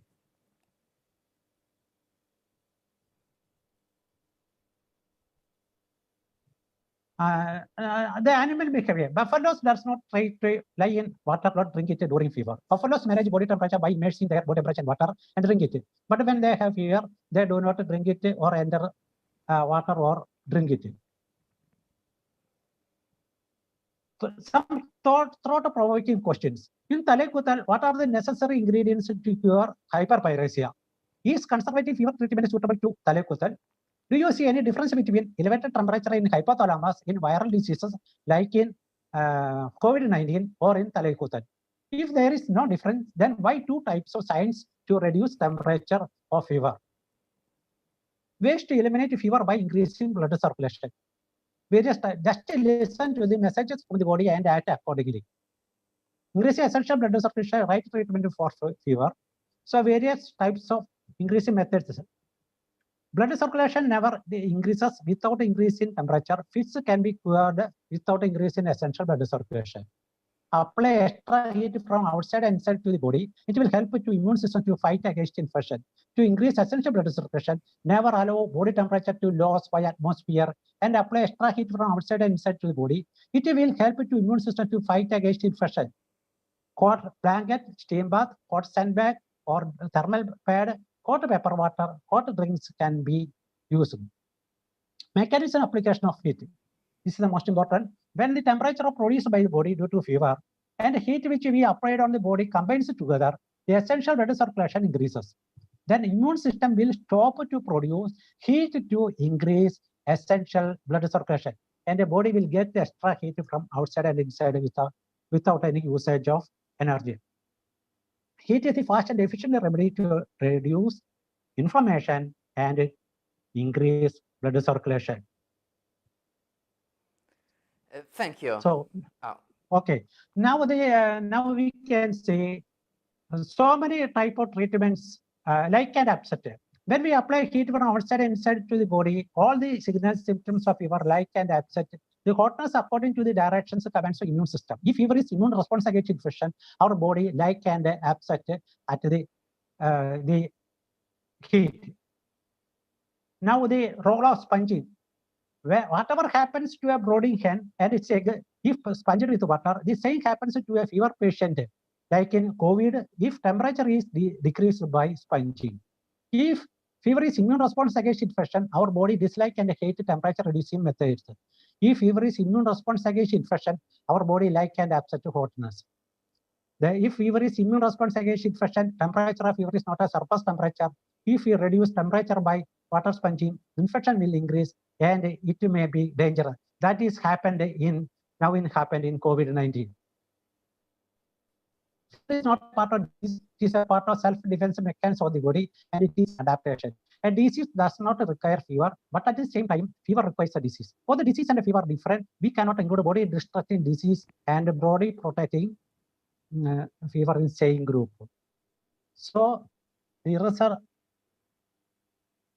I have so many evidences to present a system of fever treatment. I am thoroughly against the present system of fever treatment. It is proved that so all the conservative fever treatments not only does not make a radical cure of not only does not make a radical cure of the feverish condition, but also further decrease of essential blood circulation and increase inflammation, and it leads to the body to more dangerous. If temperature decreases by sponging or paracetamol, disease or cause of disease or cause of fever is never decreased. It is proved that fever medicines are more dangerous than disease, and fever treatments are more dangerous than medicines for fever. A lot of problems emerge not knowing the purpose of fever. Excuse me, but I am afraid we're really running out of time. We've already regrettably had to probably skip the question and answer session for this first group, but we'd really like to also give a chance for the following. Thank you. I'm really sorry, but here's hoping that we will still have a chance to listen to this in full, perhaps on our next conference.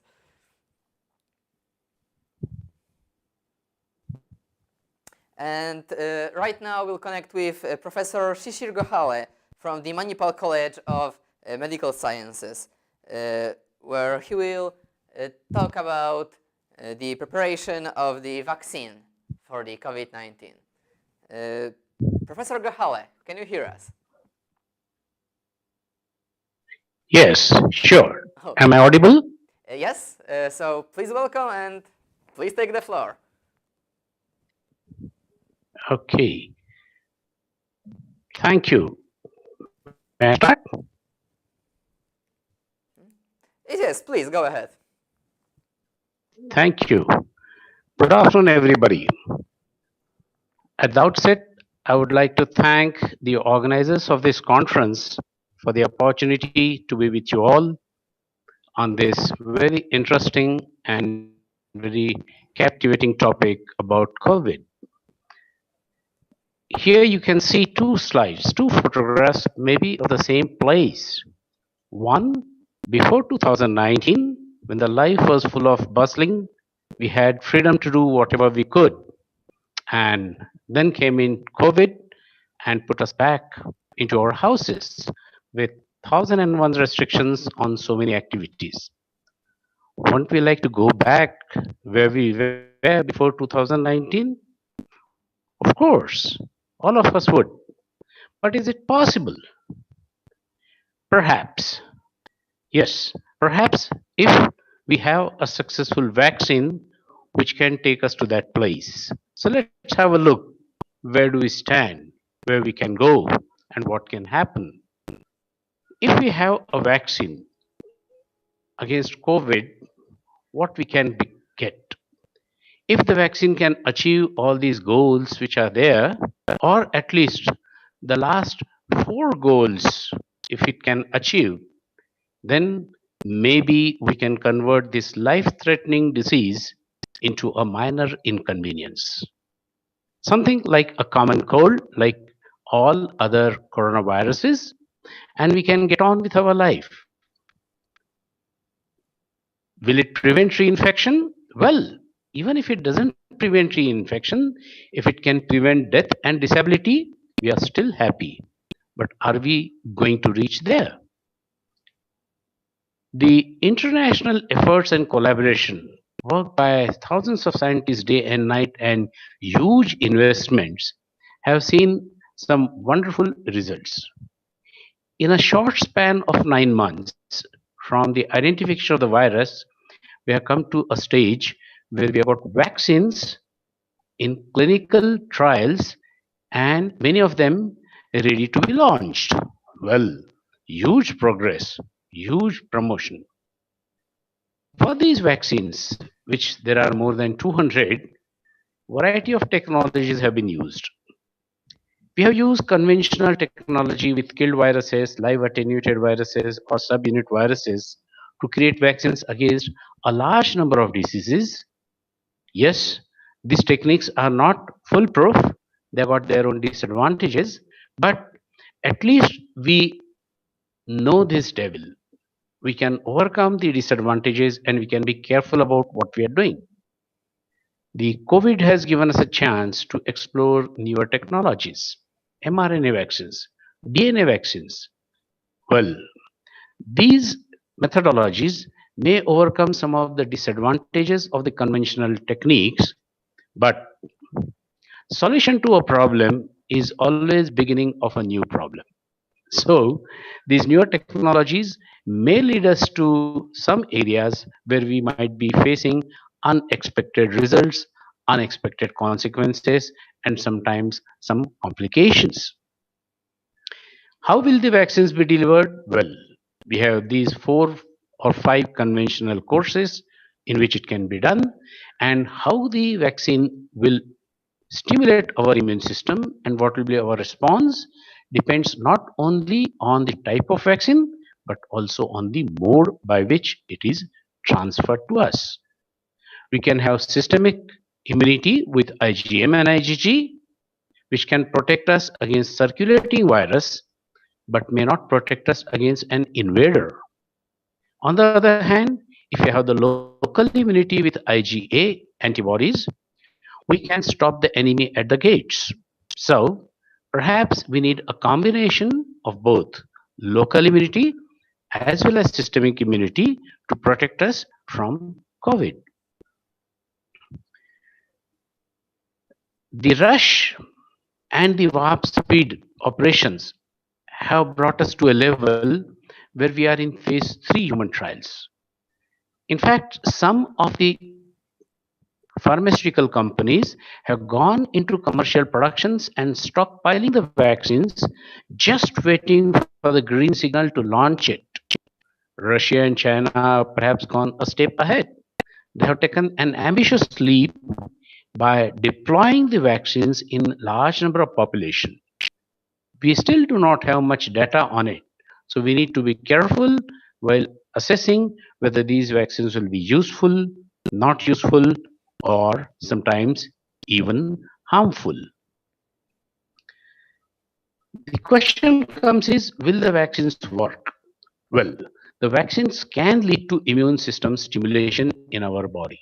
But the pathogenesis of COVID-19, as has been brought up earlier, and some of the speakers will be bringing up further, my colleague Dr. Naik will speak about it, is primarily understood to be an immune response and a cytokine storm. That means the COVID-19 has got more severe course, more morbidity, and more mortality when the immune response and the cytokine storm is very high.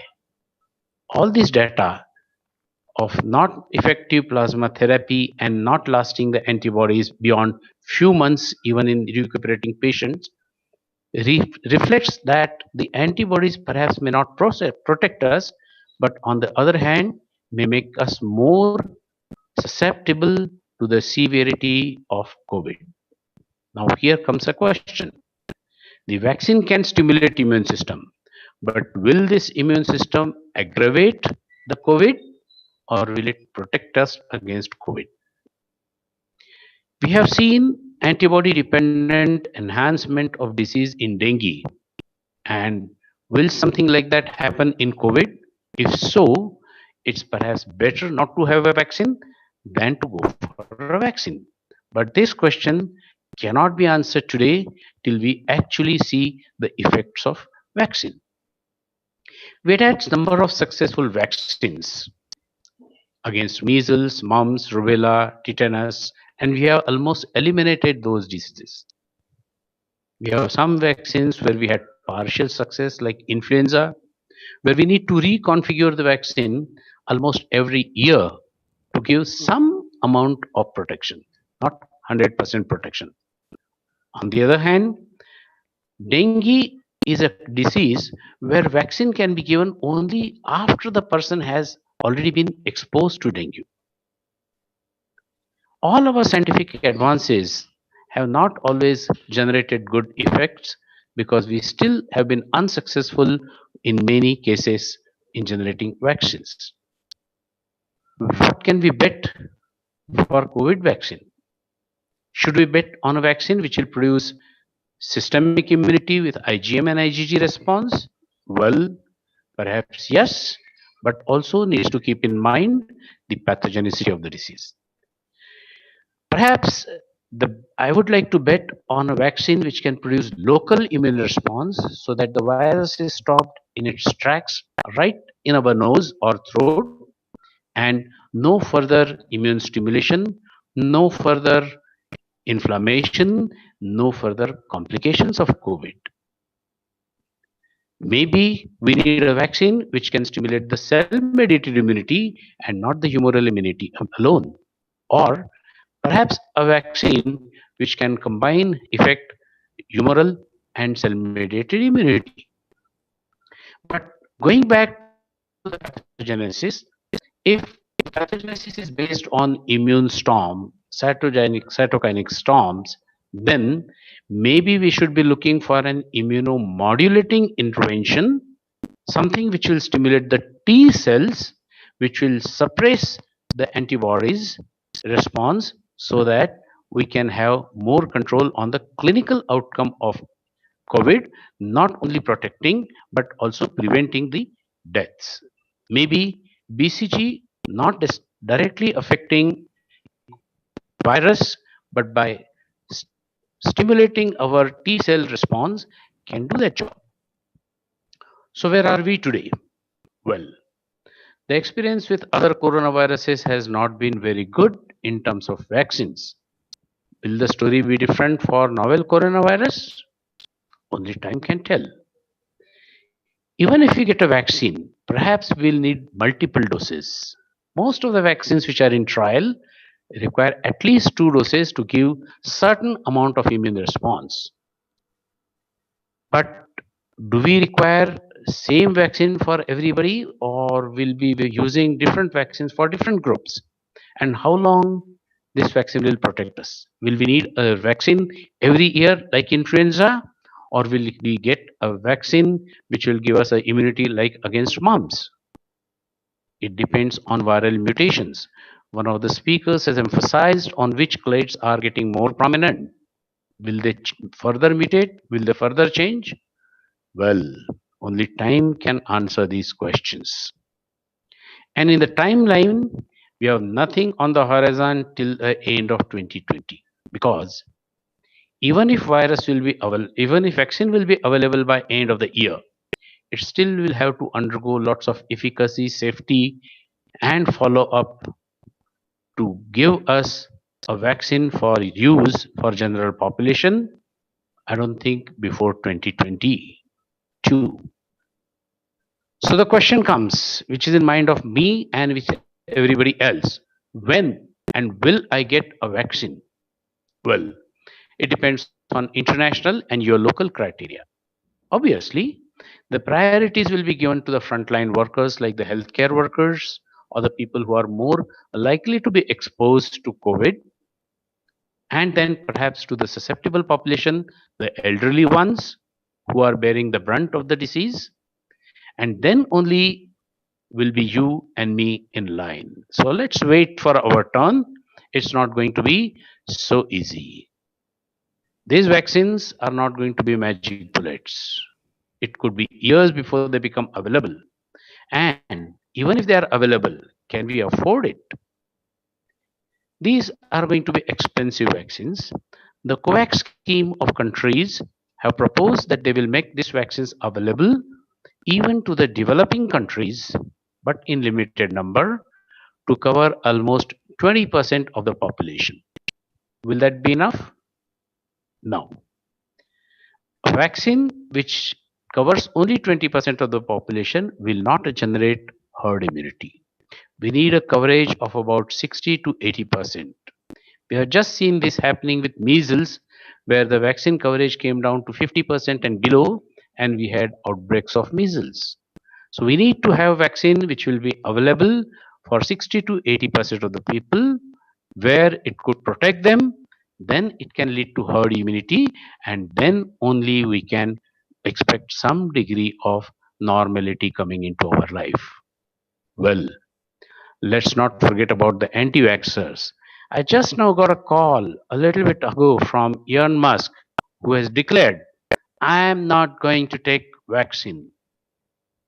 Well, he is not only one, there is a large number of people anti-vaxxers. So where do we stand, ladies and gentlemen? Excuse me, Professor. Knowing is enough. Yeah. Because we have already till we get a vaccine, overrun our time for this till we get a entire vaccine, segment, if you could reach for one the second. summary. Yeah. We should not wait for vaccine. We should continue with our protection. We should continue with our activities and protect ourselves and population. Thank you very much. Have a nice day. Thank you, and sorry again for rushing you, but I'm afraid we've already run out of time for this first group. I'd like to once again thank everyone involved for participating and for very illuminating presentations. But now it's time for... Yeah. Oh, we do... Okay, should I start? We do still have one more expert ahead of us. Please, introduce yourself and go ahead with the presentation. Okay, good afternoon, everyone. Myself, Dr. Prashant Kumar from Ahmed Institute of Virology and Immunology, Ahmed University, Uttar Pradesh, India. I am basically a medical virologist, and mostly I work on the respiratory viruses. Previously, I've been working on various different strains of influenza A virus and the development of immunogens against this virus. So now, at this time of COVID-19, we have also been trying to do some preliminary studies for the start of the development of an immunogen against SARS-CoV-2 virus. So here on this platform, I will be discussing the scenario of COVID-19 in India and thereafter what all management practices are there.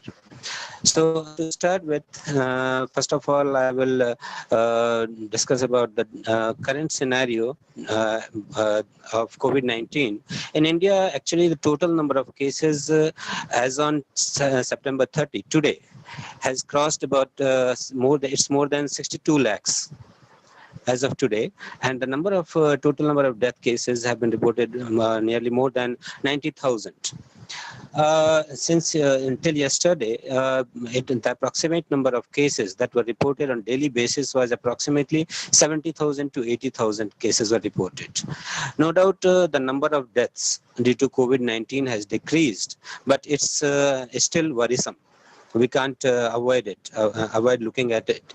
So there are a number of management strategies to have a control on this COVID-19, and it's spread across the country.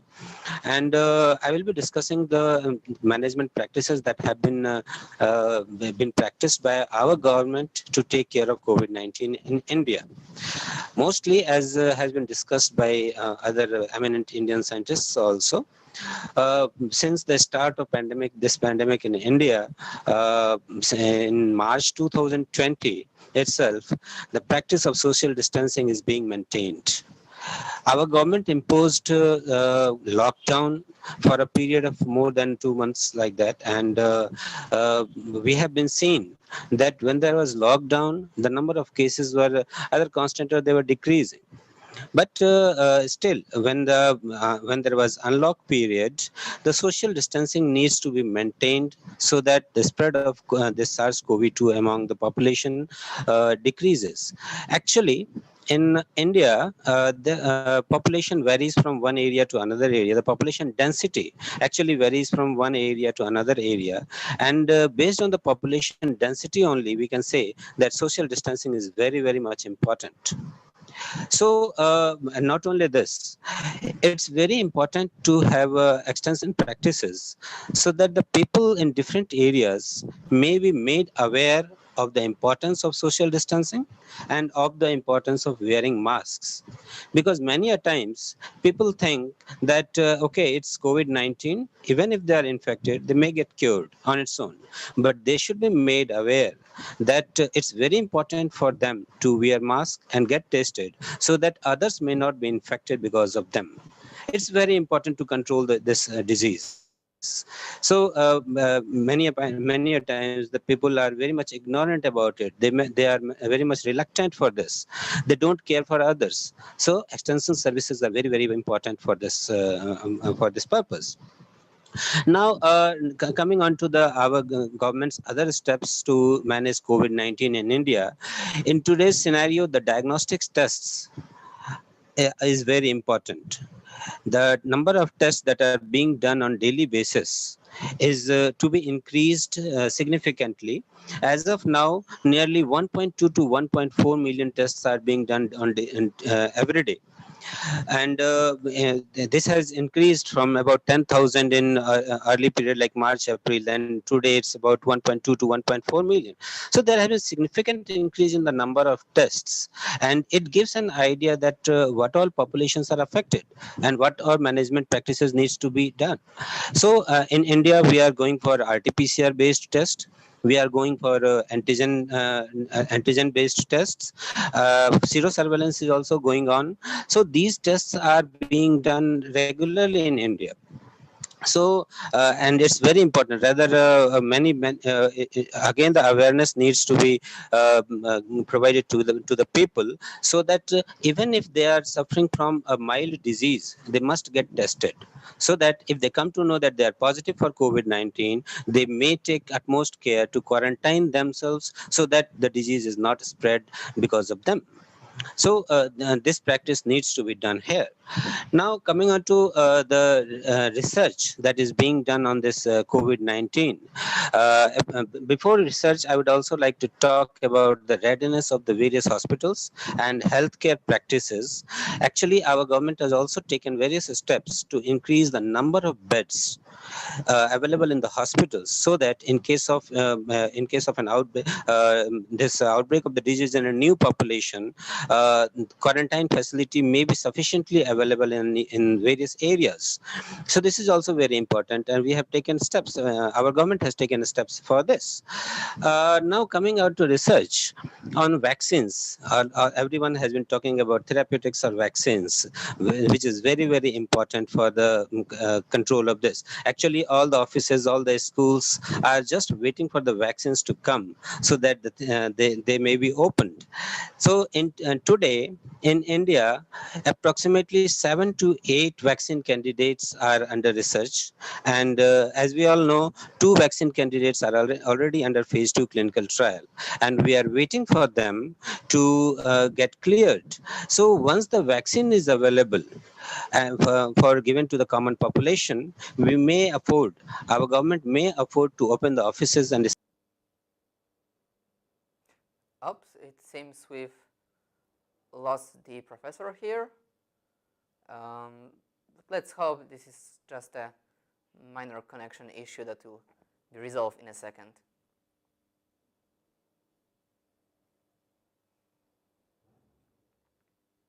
As I'm really looking forward to hearing the end of this speech.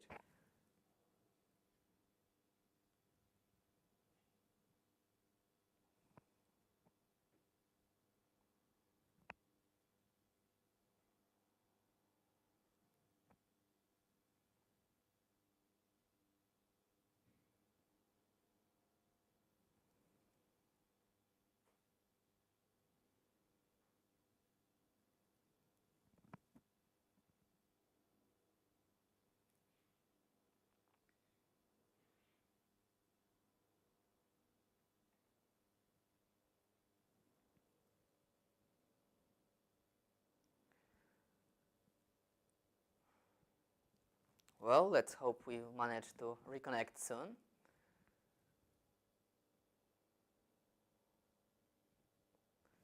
Or if not, we'll then probably have to go on a short break before we reconvene with the next group of experts.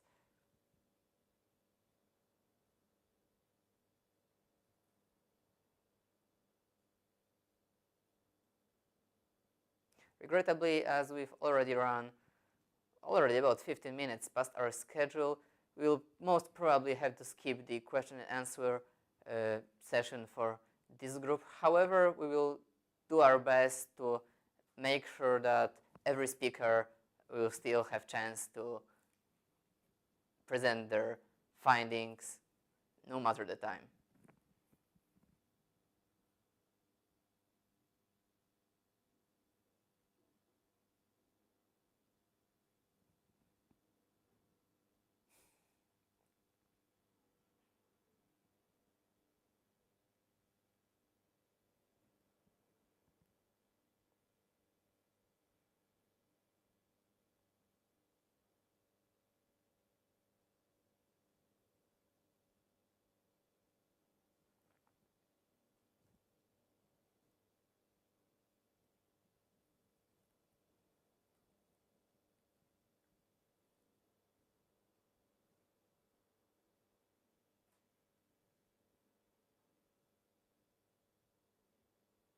Well, let's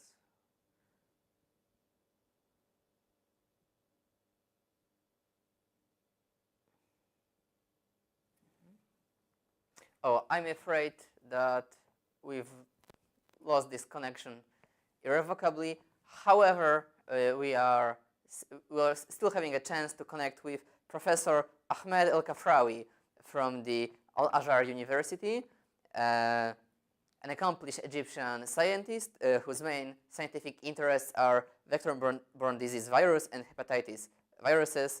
Dr. Kafrawi is currently actively researching COVID-19, and he'll be telling us about the pros and cons of the main, most popular approaches to drug development in case of COVID-19. As far as I am aware, his speech will particularly focus on the preclinical and clinical testing stages of drug development. Let's wait for Professor El-Kafrawi.